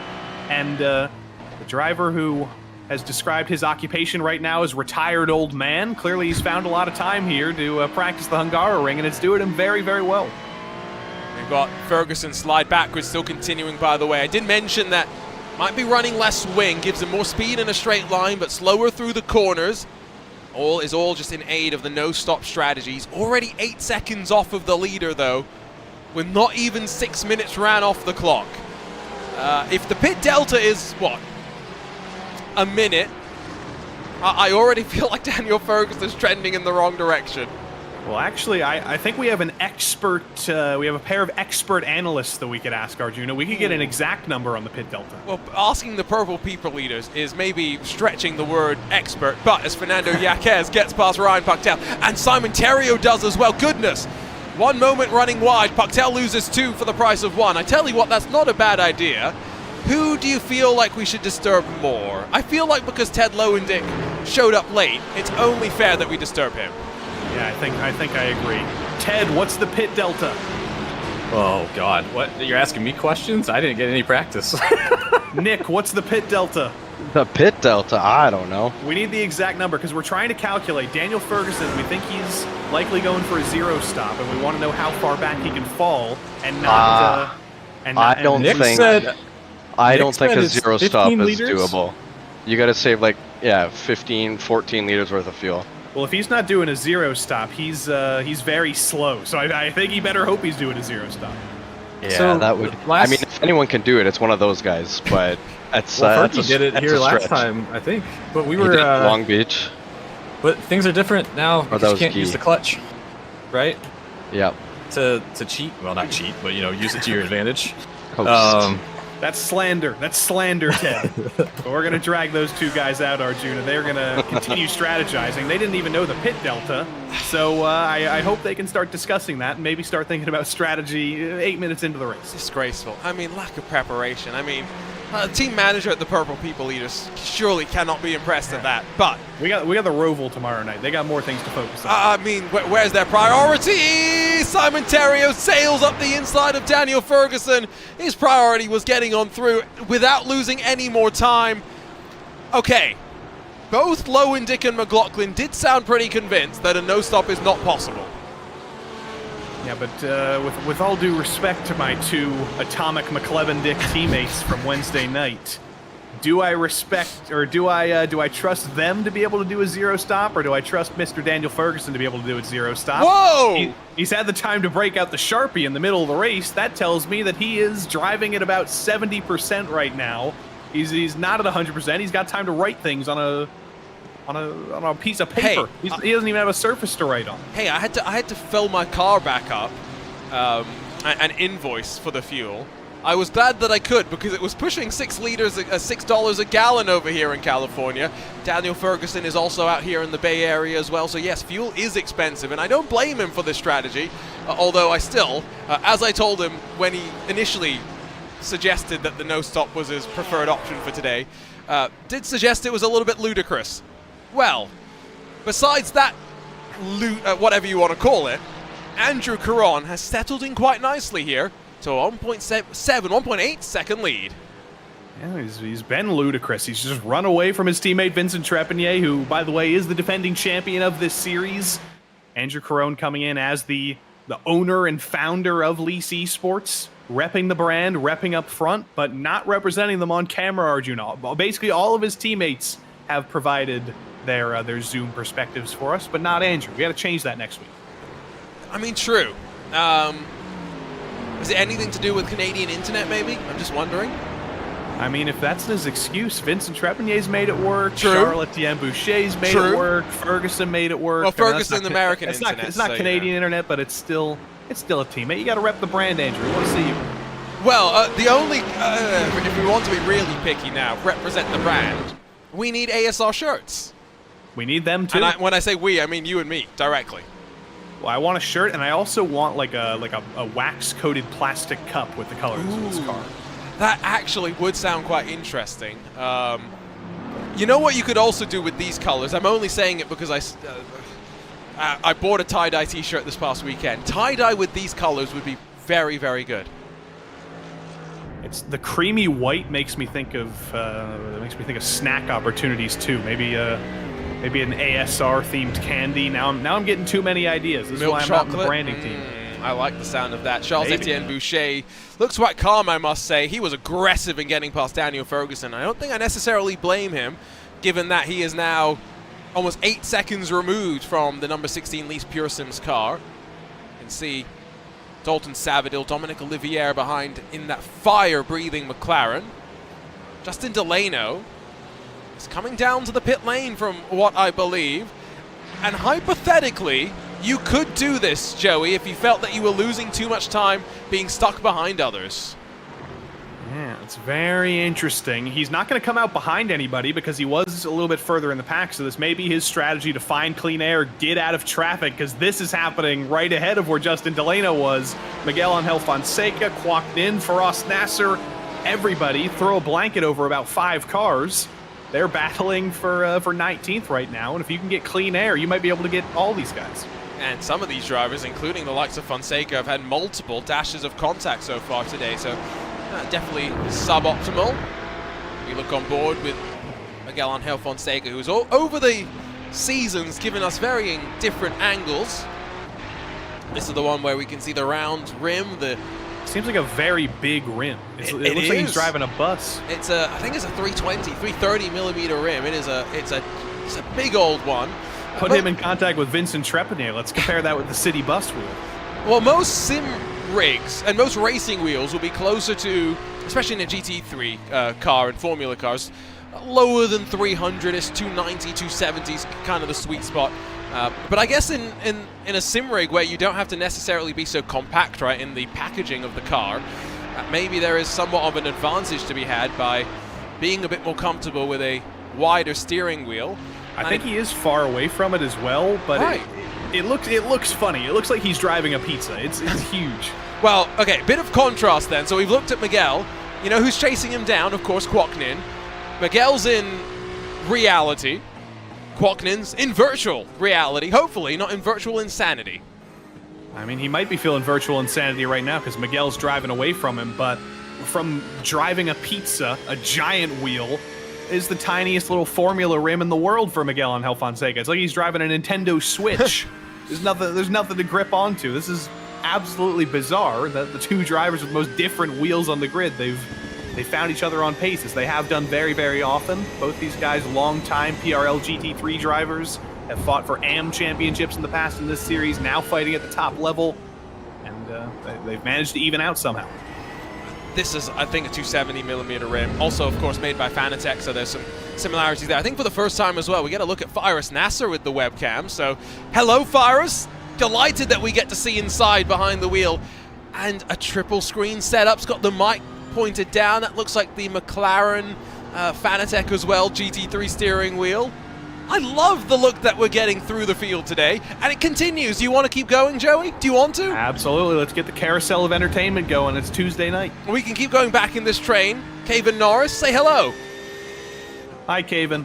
He looks somewhat unhappy, as it's understandable. He's deep in the pack, but more importantly for Caven, he hasn't been taken out in the first 15 minutes of the race, so he'll consider that a success. Rapid Ray Dominguez. For once, we're actually seeing his background instead of a replicated screenshot of his background. And I don't think that's the most adept hat to be wearing. It says game over. That's not giving himself too much credit. It's gone well so far. Hey. It's game over for everyone else, Joey. That's true. It is. I mean, he's Rapid Ray. It's game over for everybody else when you see him. Or at least it was last season in GT3 Fixed. Very fast, many wins. up into the dogs, up into the fire this season in the Pro Series. He's been learning the ropes. And speaking of guys who have been successful in other series, Jason Drescher had the best race of his PRL career, maybe his life, in the LMP3 GT4 Challenge last night. Finished third. Now he's back to reality, unfortunately, with Aero Urexoid deeper in the field. Yep, the GT3 Fixed champion that made the step up. We get the look over the shoulder of Drescher. Looks to be one of those 34-inch ultra-wide monitors. Got plenty of lights, that's what I'll say. It's a very wide depth of field. Yes, well, we definitely have the wide depth of field to add to the wide screen. But yeah, there is a lot of... There is some rainbow unicorn vomit going on over here. I don't mean that in a bad way. That's just what Linus Tech Tips would say about this. It's a little bit like Jason's racing in a submarine. It looks very cramped there in the corner of that room. That is Aero Urexoid submarine. The Spezzy submarine. We all live there. I mean, I wish I did. But Aero behind him, we don't see his camera. I wish we did. He's been around for so long. He's a champion. That should qualify you to be forced to turn a camera on. I'm going to make Aero do that. You know what? I like the sound of that. If you're a champion, you have to put your camera on. Yeah, his tradition after last season and the season before, when he would win a race, he would have victory ice cream, and when he wouldn't win the race, he didn't get ice cream because only winners get ice cream. If he gets the camera, we'll give him some ice cream. That'll be our trade-off. Precision Racing League ice cream. How about that?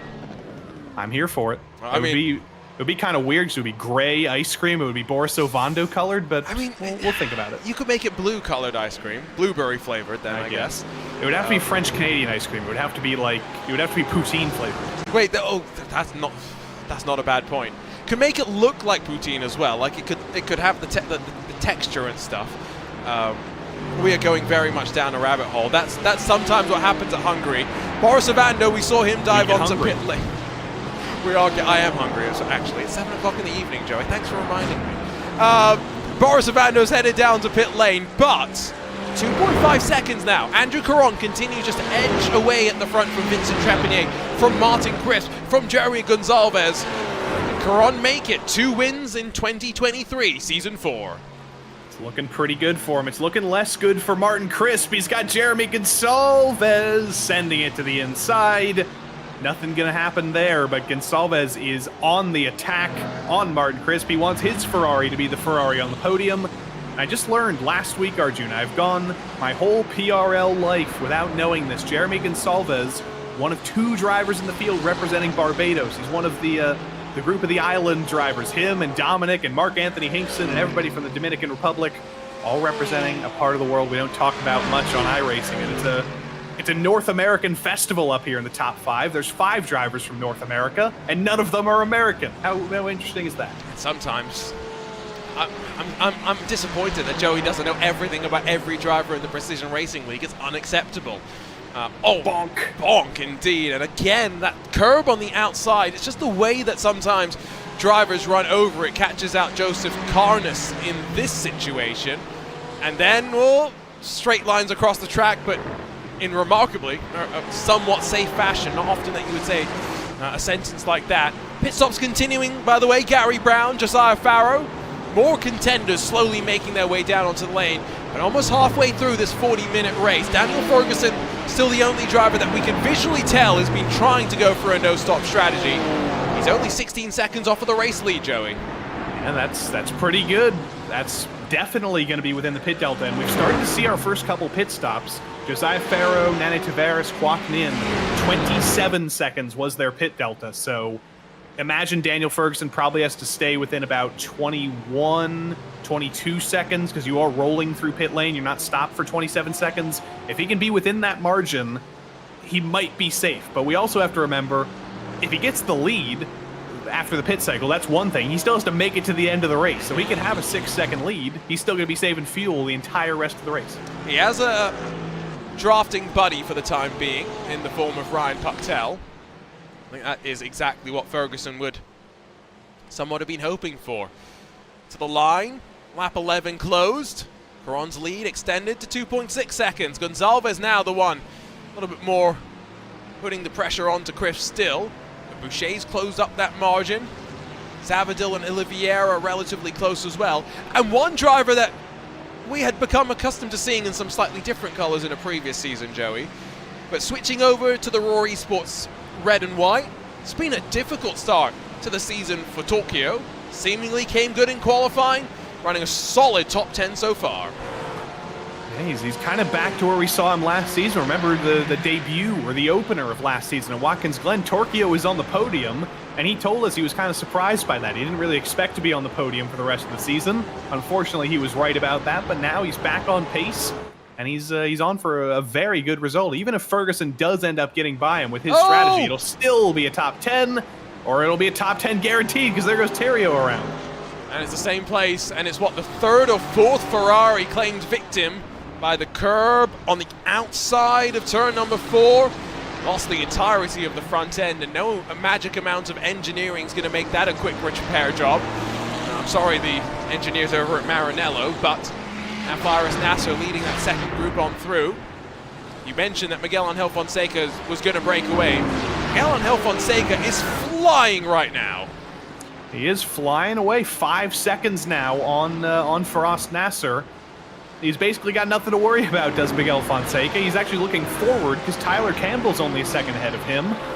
That'll be an interesting battle. But here's what happened to Simon Theriault up over turn 4. Same thing we've seen so many times. Those right wheels on the green and white curbing, and total destruction on that inside wall there. I think every driver's going to be thinking, why did they put a wall there? Can we get some more runoff on the inside of the corner, please? There's enough on the outside. We need more on the inside. And boom went the Ferrari, unfortunately. Back even further, Nick McLaughlin shot behind Rapid Ray. Tyler Campbell's peeled off to the lane. Half race down. 18 and a bit minutes to go. Who's going to be the most aggressive with the calls on the pitch strategy? Really? With 44 cars that started this race and 39 still running, Joey, it's a bit of a different situation to what we had earlier tonight with the Fixed Series, where there was pockets to fall into. Right now it's a little bit more difficult to find that clean air. Yeah, I'm curious what happened to Boris Ovando. We rode on board with him when he came into the pits, but he's still on pit lane. I think he crashed on his outlap, and he's got heavy damage. So that's a mystery. He's added to the pile at the bottom of the field with heavy damage. But we didn't see what happened to him. He could have been in the top 10 as well. This is all helping the likes of Ferguson and a few others to hang on to this top 10 where they started. He entered pit lane, but never left pit lane, so something clearly is clearly not right there. We'll see if we can... I think Delano may have got a penalty as well, but here's Boris Ovando into turn 1. Is that... Well, that is the Shaw McLaren, isn't it, of Simpson? Is that Kevin Simpson? Yeah, Kevin Simpson behind him. I don't think that did anything to Boris, but maybe it did. Okay, so on board with Simpson. Oh, there's definitely contact there. But equally, was there contact from behind? Did that give... Maybe that gave Ovando the incident limit or something, but I don't think that was hard enough contact to give him any sort of race-ending damage. Okay, no contact. That's absolutely bizarre. I don't understand that whatsoever. That's bad luck for Boris Ovando. Justin Delano as well. He was the first driver to come down Delano, and he's still there. He's been in the pits for a minute and a half. Actually, it's just come out, but a very lengthy stop like you called out. That is weird. We'll try and get a word on that.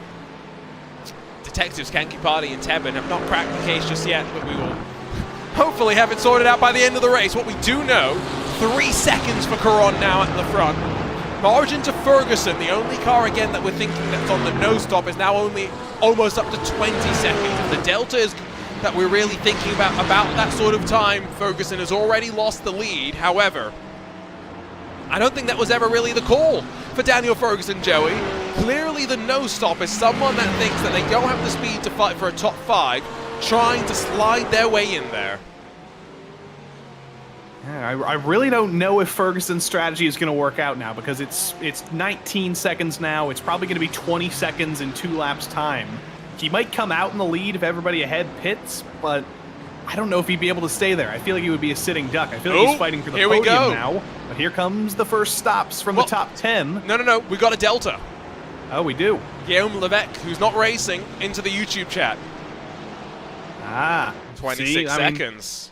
That gives me a little bit of a chance to forgive Guillaume Levesque. He didn't show up in race, but he is still here watching in the chat, so he's He's redeeming himself a little bit, but even then, 26 seconds, that still only gives Daniel Ferguson a 7-second buffer right now, and he's lost 19 seconds in the first 25 minutes of the race. Do the math. That's going to be very difficult. I can't do math, Joey. I'm a commentator. Neither can I. I mean, I hope Daniel Ferguson can. There might be very little math, though, when he sees Hendrik Caron coming behind him at the end of the race and getting by him. That'll be pretty straightforward. This hasn't been straightforward. Dalton and Dominic, the two Ds, just glued together. Yeah, there'll be no math at the end of the race. That is also something to note, by the way. You hopefully have done all your math before then, and you don't need a splash and dash. Guillaume, by the way, apologizes, Joey, for disappointing you. In a kart race? Yeah, we know that's the most important thing on a Tuesday night, making sure that you're happy, but Guillaume was off in a kart race. We need to clearly be commentating on the kart race as well, alongside this. No PRL flavored ice cream for you, Guillaume. It's funny that you talk about PRL flavored ice cream, because last year, Porsche actually made Porsche flavored ice cream. Was it like oil flavored, or was it like German sausage flavored? It was definitely not German sausage flavored. It was definitely not oil flavored either. They had, what was it, mint green. Oh, they had all sorts of things. They had a strawberry, a macadamia. Actually, I mentioned poutine. I do have to give the French Canadians some credit. They have a very good dessert called pudding chômeur. It's like a maple syrup cake. Okay. That's fantastic. So if you want to make that into an ice cream, I think we've got our choice. I'm going to have to visit Canada sooner rather than later at some point as well. So I've never tried proper poutine, so I think I need to change that. Haven't actually seen many passes on track. It's been a much quieter race than the GT3 Fixed series, to be completely fair. However, it's not a race that's been without the tension of cars following and being stacked up in lines. We looked at this gaggle a little bit further on, and now they're going to start to be splintered up by calls onto pit lane. The Vaporworks number 116 of Nasser is going to peel off and away. Bachelard's going to be promoted into 15th spot. I am disappointed, Arjuna, that the Vaporworks drivers aren't going to the end of the race on a zero stop. They could live up to their team name doing that, finishing the race on Vapors, but they're going for the safe strategy. Nasser in. He's probably going to come out in clean air with the small amount of drivers that are still behind this pack. He could be in good shape for the undercut, because Bachelard, Norris, and Brown, they're now going to be flipping over each other and battling in the tightest sectors of the track and slowing each other down. Hopefully not literally flipping over one another. Hopefully. We do have about 10 or 15 cars that have already made their pit stops, by the way. And the great thing is about today on RaceSpotTV, live timing's available again. So head on over to timing.RaceSpotTV, and you'll be able to find exactly where your driver is, and more importantly, as we filter through this pit stop cycle, exactly how long they are spending in the box, because that ultimately is the most important thing. You'll also be able to, as of now, Joey, I think this is something that excited you quite a lot as well, see plus or minus where drivers are ending up. Hallelujah. I can see the Christmas tree all day long now, and you can too at timing.RaceSpot.tv. That's great. It's great to see everybody moving up through the field. It's a little bit elevated right now because of the pit stop cycle. There's some drivers who are up 18 spots because about 18 drivers have pitted in front of them. But still, some of these guys are some of the big movers. Charles-Etienne Boucher up 3 spots from the start of this race. I believe all 3 of those may have been from either crashes or Daniel Ferguson saving fuel, but all the same, he's up into the top 5. Yeah, really, you look at those big numbers further back. Bachelard plus 15, Norris 18, Lowendix plus 19. I mean, Ted's hungry for spots, let's not forget, with the background that he brought out today. It seems like limited practice, not bad for the Purple People Eaters number 72. No, he's a quick learner. I mean, he's got Hungaroring experience in the tank there, so he's got that to fall back on. I don't remember what shirt he was wearing. If we ever look at his Zoom again, I think it was his college. I think it was his college golf shirt. We're moving back there. We're loading it up. There he is on track. It is indeed. Ohio Northern University. Ted was a golfer in college. Not is he living up to his college glory today? I'm not sure, but he's throwing it back. Well, I tell you what, he scooped up plenty of places, so he's at least making those hippos behind him quite happy. But I will say, green screen's letting him down. His face is getting cut off right now. His glasses are getting cut off as well. It's got a nice thinning effect. He's got a thinner head than he's ever had before.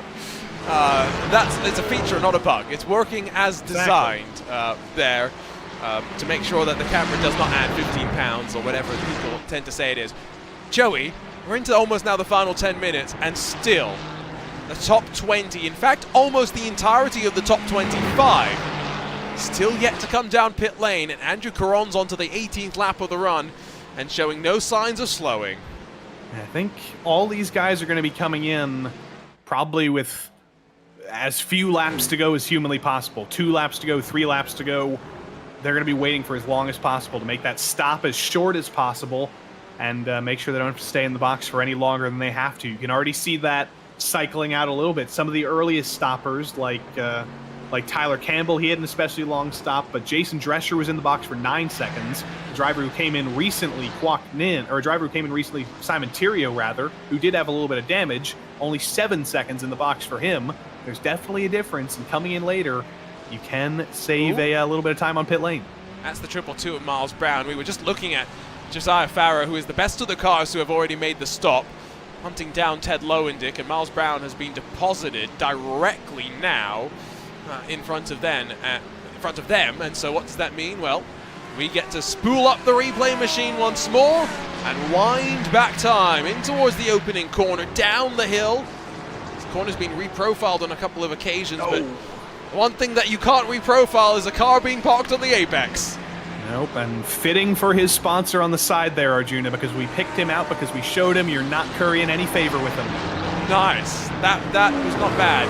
You know what's also quite interesting? Here we go. Here come the pit stops. Vincent Trepanier, from second on qualifying order, has been running there for 18 full laps, and with just under 9 minutes to run, makes his way to the lane as Firas Nasser has reset. We just saw that at the front of shot. Made the pit stop and is now back in the pit box. Bad luck for Faraz. He was having one of his best races in the PRL ever. But Vincent Trepanier's got some followers. He's got Mr. Z Zavadil behind him. Torquio's in. Jaquez is in. Alfonso and Genet. Look at that number, though. 7 seconds for Zavadil. It was 7 seconds for Trepanier. These are very, very short stops. Are they short enough, though? I have 8.6 on my end for Vincent Trepanier, so that is a slightly longer stop. So swings and roundabouts maybe playing a bit of a factor. Keep an eye on that. More drivers down to the lane. Alfonso, Genet, Bachelard. It's a busy, busy time to be a pit road worker at the time being. Andrew Caron still putters through. Look at the three almost tripping over one another now. Charles-Etienne Boucher's right on the back of Gonçalves, who's right on the back bumper of Martin Crisp. Not going to be on the back bumper of each other for very long, though. I have a feeling that all these guys are going to sync up in a way. Maybe come down pit lane at the same time. Charles-Etienne not looking too stressed.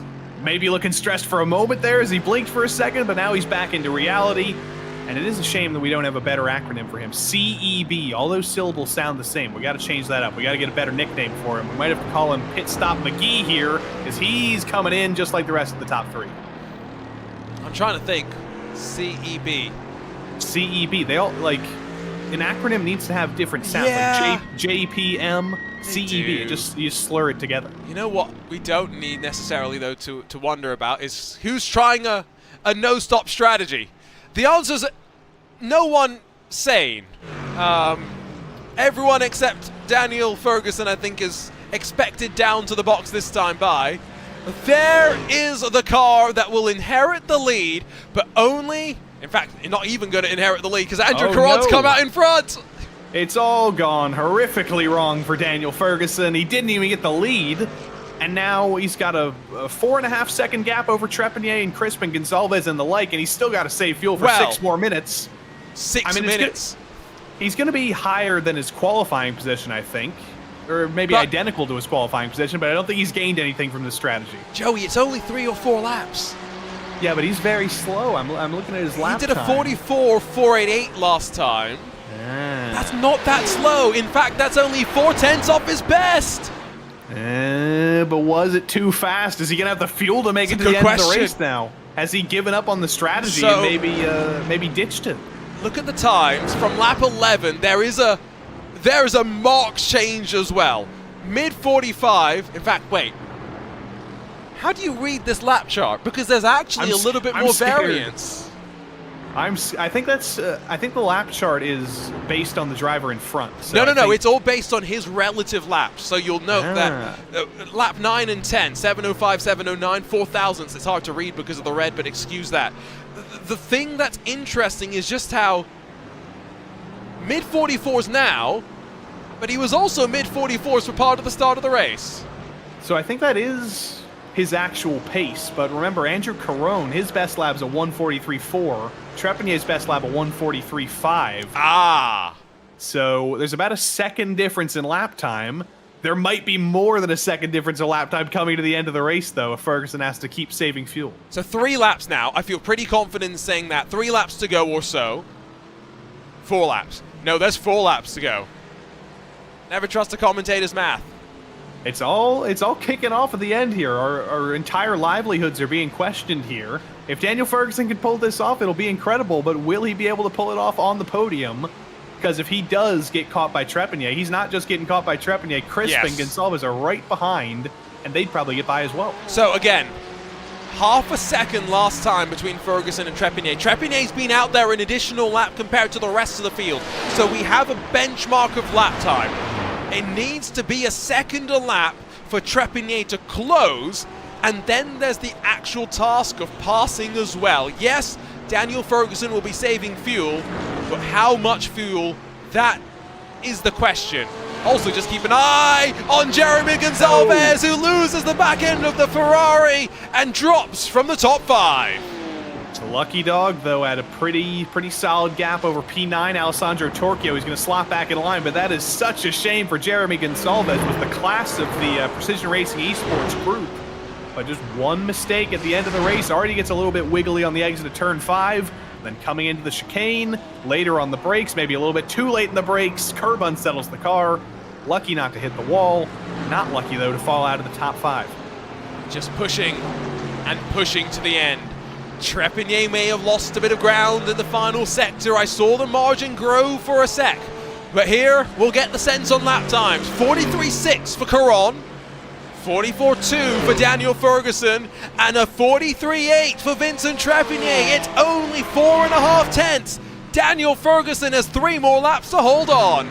So unless he runs out of fuel, he's pretty safe right now for second. So it may have worked out for him in a way. It's not going to get him the race win unless something goes horrifically wrong for Andrew Carone, but it has worked out to get him higher than his starting position, which I guess you can say is a net success. I think he will slightly be disappointed about that, but we're going to have to talk to him after the race and first of all question how he was able to write those 2 messages in the middle of the race, and also question when it went wrong and didn't get him the lead. I'm just saying, he definitely didn't write those while driving. I think it's possible. Not at Hungary. I don't say that lightly. I feel like that maybe it fell off and he just taped it back on. No, I think that was an addition between qualifying and the race, just to make sure that there was some entertainment for us. So Daniel Ferguson at least will make sure that Ash Sutton's sim racing team gets some spotlight today. Gap, by the way, to Trepanier. He's holding steady. Daniel Ferguson doing exactly what he needs. Crisp is the one that's closing. Gonsalves has dropped off the back of him. The Ferrari's hunting down the defending champion. And I feel like this is the 3rd Martin Crisp livery that we've seen this season. I feel like he's always been changing it up, and this is one of the prettiest ones, just monochrome black and white, chasing down the other advanced sim racing sponsored livery of the Lease and Pure Sims entry of Vincent Trepanier. There's a lot of words, and we ride on board with the rear end of him. He sees a hunting Martin Crisp behind. How much pressure is he going to be feeling? Definitely a lot. Crisp still seems to have some tire life underneath him, still seems to be pushing. Podium's not resolved yet for Trepanier. No, definitely not done just yet, but that gap under a second. Is Trepanier feeling the pressure into turn 1? Boucher's 2.4 now behind them. Definitely keep an eye on that, and unfortunately, another victim of turn 4 is the Porsche of Jay Steffi. Poor old Jay Steffi. I mean, I feel like this is bad luck. This is some karma for him not racing the Ford like he did last season. So, turn 4 is another victim. Let's see. Up over the top of the hill. Green and white curb again. it's impossible to learn your lesson through there because that's just the natural line to take through turn 4. You want to go wide out there. If you just get that little bit too wide, though, it's a death curb, and it's killed 4 drivers, 4 cars. You need to make sure you hit it right. That's definitely the thing. Check back in with Josiah Farrow, someone who's got plenty of support in the chat, and he'll need it because Nane Tavares piling on the pressure. The Seabao Racing Ferrari dives out of turn 2, through the flick, through the right, cresting up into turn 4. And they'll have one more lap after this, and you can see the defensive line being run by Josiah Farrow. Also being defensive, Simon Terrio growing very wide because Tyler Campbell's giving him nowhere to run. And somehow they've dug up a front bumper in the Ferrari garage to put on Simon Terrio's front end. Remember, he had a heavy crash in turn 4. There were body parts we didn't even know existed sticking out of that car, and somehow he's still rolling. Thought we might get one more, but Andrew Caron has managed the pace perfectly. It's 2 in 2023 Season 4 for the lease number 27. It's an impressive drive, but even more impressive potentially. Daniel Ferguson, the no-stop strategy, comes across the line in second to grab a podium spot. Trepigny third, grabs his first podium of the season in front of Martin Crisp and Charles-Etienne Boucher, the rest of your top 5. A different sort of a race, Joey, compared to what we saw with the Fixed Series. A lot more tense, and drivers having to battle all the way to the line still. Battling to the line, Arnaud Genet and Josiah Farrow and Nane Tavares. But I don't think Josiah is going to be worried about that. The Lease Esports driver, he knew he had that coming out of the corner, and Nane Tavares was the least of his concerns. Oh, nice. This is also a concern. Oh, no. One of the Purple People Eaters coming together with Jason Drescher. I think it was Nick McLaughlin, yes, in the 62. That was on the final lap of the race. Hungary did not disappoint in terms of that one-stop, no-stop strategy versus one-stop being an option. Only Daniel Ferguson brave enough to make it work. Plenty more drivers filtering their way to the end. Kevin Norris had a drive-through penalty to serve, as did Mark Anthony Hinkson. Plenty of drivers as well with the contact. And we'll be looking forward, I think, Joey, in many ways, to returning to a much more familiar track at the WeatherTech Raceway Laguna Seca. But I have to give a huge shout out to Gary Brown. We didn't mention him once this whole time, but he finished 23rd, almost in the top half of the field. He had knee surgery yesterday, Arjun. Oh, wow. He's back. Well, take a bow, Gary Brown. That's not something that many people would do. That's commitment to the precision. Make sure you don't racing take a league. knee. Make sure you don't do that. You gotta rest. Joey Tebben with his puns. At least he didn't make a Skyrim pun there, so we can be grateful for that. No arrows to the knee and no arrows to the least Pure Sims 1 and 2. Andrew Caron 3.4 clear of Daniel Ferguson, while Vincent Trepigny makes it the least trio that will celebrate with champagne. 8 seconds off though. Almost dropped into clutches of Martin Crisp, who led the contingent of SimCity racing cars that ran very well. Charles-Etienne Boucher 5th, while Dominic Olivier, the best of the Precision Racing Esports McLarens, in 6th, while Dalton Savadil, Jeremy Gonzalez, and then Alessandro Torchio and Fernando Yaquez, the rest of your top 10. Gonzalez dropped after the spin, he'll be frustrated. Torchio will be delighted, first top 10 of the season. Puctel, Alfonso, Genet, Farrow, Tavares, and Fonseca through the top 16, and a swarth of Ferraris before Quoknin interrupts it with a sole Porsche in 17th spot. Terrio, Campbell, and Bachelard making up the rest of the top 20. Ray Dominguez, Kevin Simpson, Gary Brown, Ted Lowendick, Nick McLaughlin, and Jason Drescher all join the likes of Rafael Franco, Kevin Norris, Miles Brown, and Errol Urexo on the leading lap. That mark continues even further back to include Keith Bonilla, Lance Loomis, Marc-Andre Deschardin, Mark Anthony Hinkson, as well as Jay Steffi. 1 lap down for Joseph Carnes and for Justin Delano, as well as Faris Nasser, Peter Margula, the first of the DNFs, along with Boris Ovando, previous race winner in this series, Juan Malagon, David Mendoza, David Are, and Michael Terrafino. As ever, it's going to be an interesting chance for us to get to catch up with a couple of the drivers, and let's head straight down to a driver that we maybe didn't talk about too much today, and it's always great when you're a race winner that maybe we don't see the most of. Andrew Caron in that least Pure Sims car, put it on pole, and then ran away at the front. Andrew, talk us through that race from your perspective. Yeah, I mean, I think the Mercedes might not have been the great car here, but I think it's such a track that I love that I had so much fun. I think it's something that it just clicked for me, that track. So I just didn't look behind and made my lap. I think the pace was really good today, so really happy with the finish, and then really happy with finish for Vincent. Trying to cover Daniel, but it was so close at the end. He made up for the DNF in round number 1 with 2 victories now on the bounce. It is the most competitive PRL GT3 series we've ever seen. Talk us through what you think about the championship with now 3 rounds in the books. Well, I think it will maybe level out a little bit with Troncoso, and at the end, I think I've been lucky that today we didn't have Guillaume and Troncoso and everybody in the race, but I'll take the points. I mean, if they don't want to race, I'll take it. So I'm very happy with the race today. Congratulations, Andrew. Another victory to add to the collection here at the Hungaroring. Thanks a lot. I just want to say thanks to all my sponsor, everybody at RaceSpot, everybody at Advanced Motorsport, Dakins Design, D-Box, and Simicube.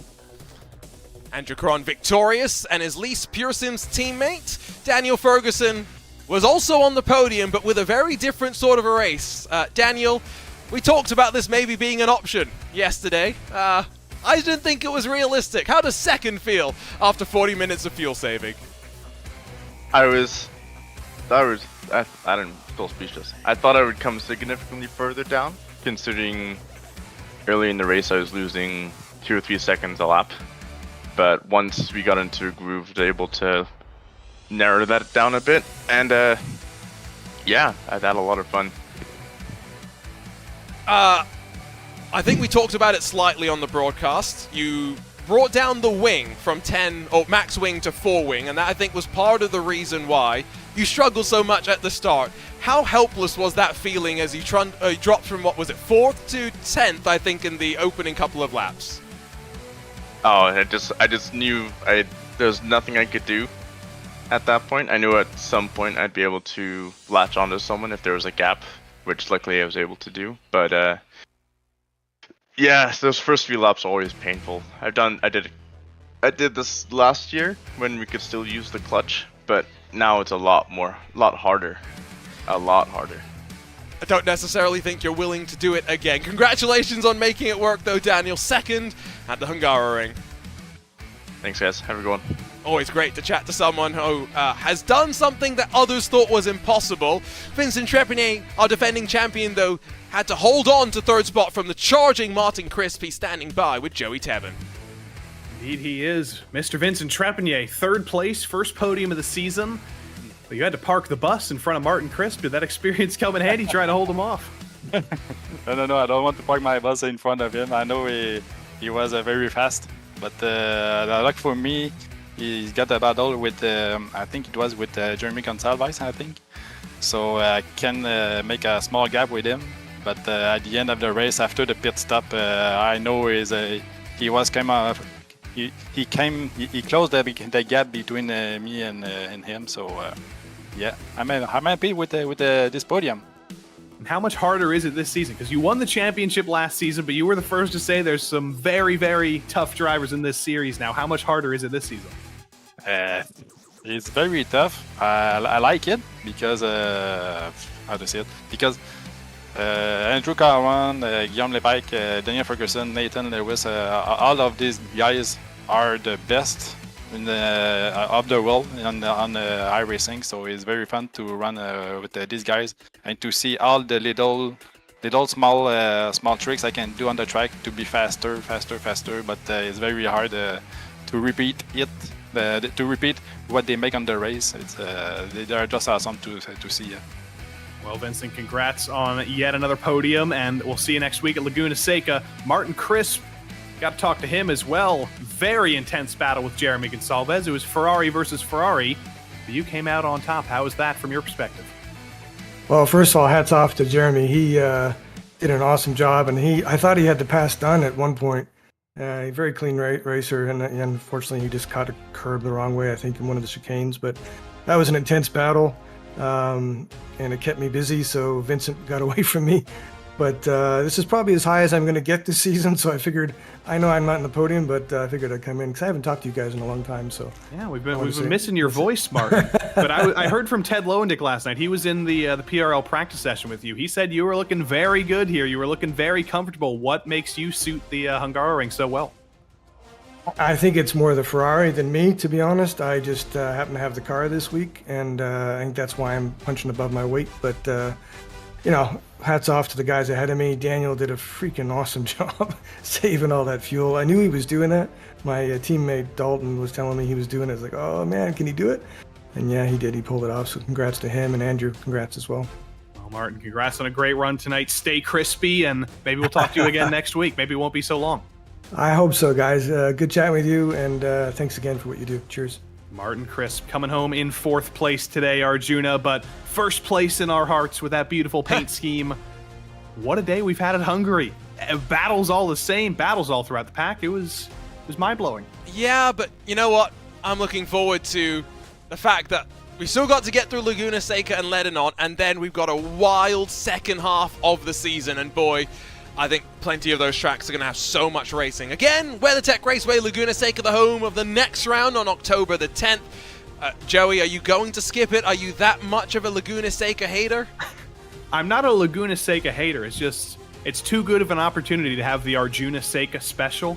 I'll be here, but I'm going to make sure that we get all of the Laguna facts and figures out here, because we're gonna need them. It's gonna be hard to pass. Oh, if I break out, I can't break out the yellow pen right now, but I was gonna say I could circle where that pesky little noise hut is that you need to lift off when you're climbing up out of turn 5 to make sure you don't go over the noise limits, because yes, that is a thing at a racetrack. Because yes, people buy houses next to racetracks and then complain about noisy race cars. Big brain stuff. What a schedule though. And what a first 3 rounds. I keep saying it, Joey, but we have been treated to 3 very intriguing races with the strongest fields that we have ever seen.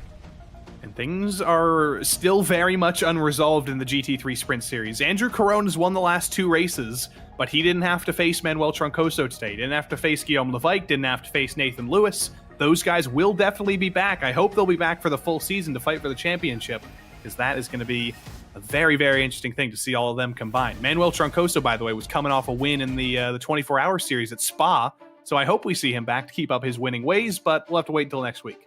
The Drago Racing contingent hopefully joining us along with Grid and Go to move into the next round at the WeatherTech Raceway Laguna Seca, but we cross over from the pond and a dramatic round once again at the Hungaroring. Daniel Ferguson does it again with the fuel mileage, but it's not to victory. Andrew Caron able to outlast at them all and come out on top. For now, it's time to say goodbye, but the run continues. 10 back-to-back weeks to crown the 2023 Season 4 Precision Racing League GT3 champions. Alongside Joey Tebben, my name is Arjuna Kankipati. Thank you so much for joining us. We'll see you in a week's time, making our way back across the pond to the best coasts of the US.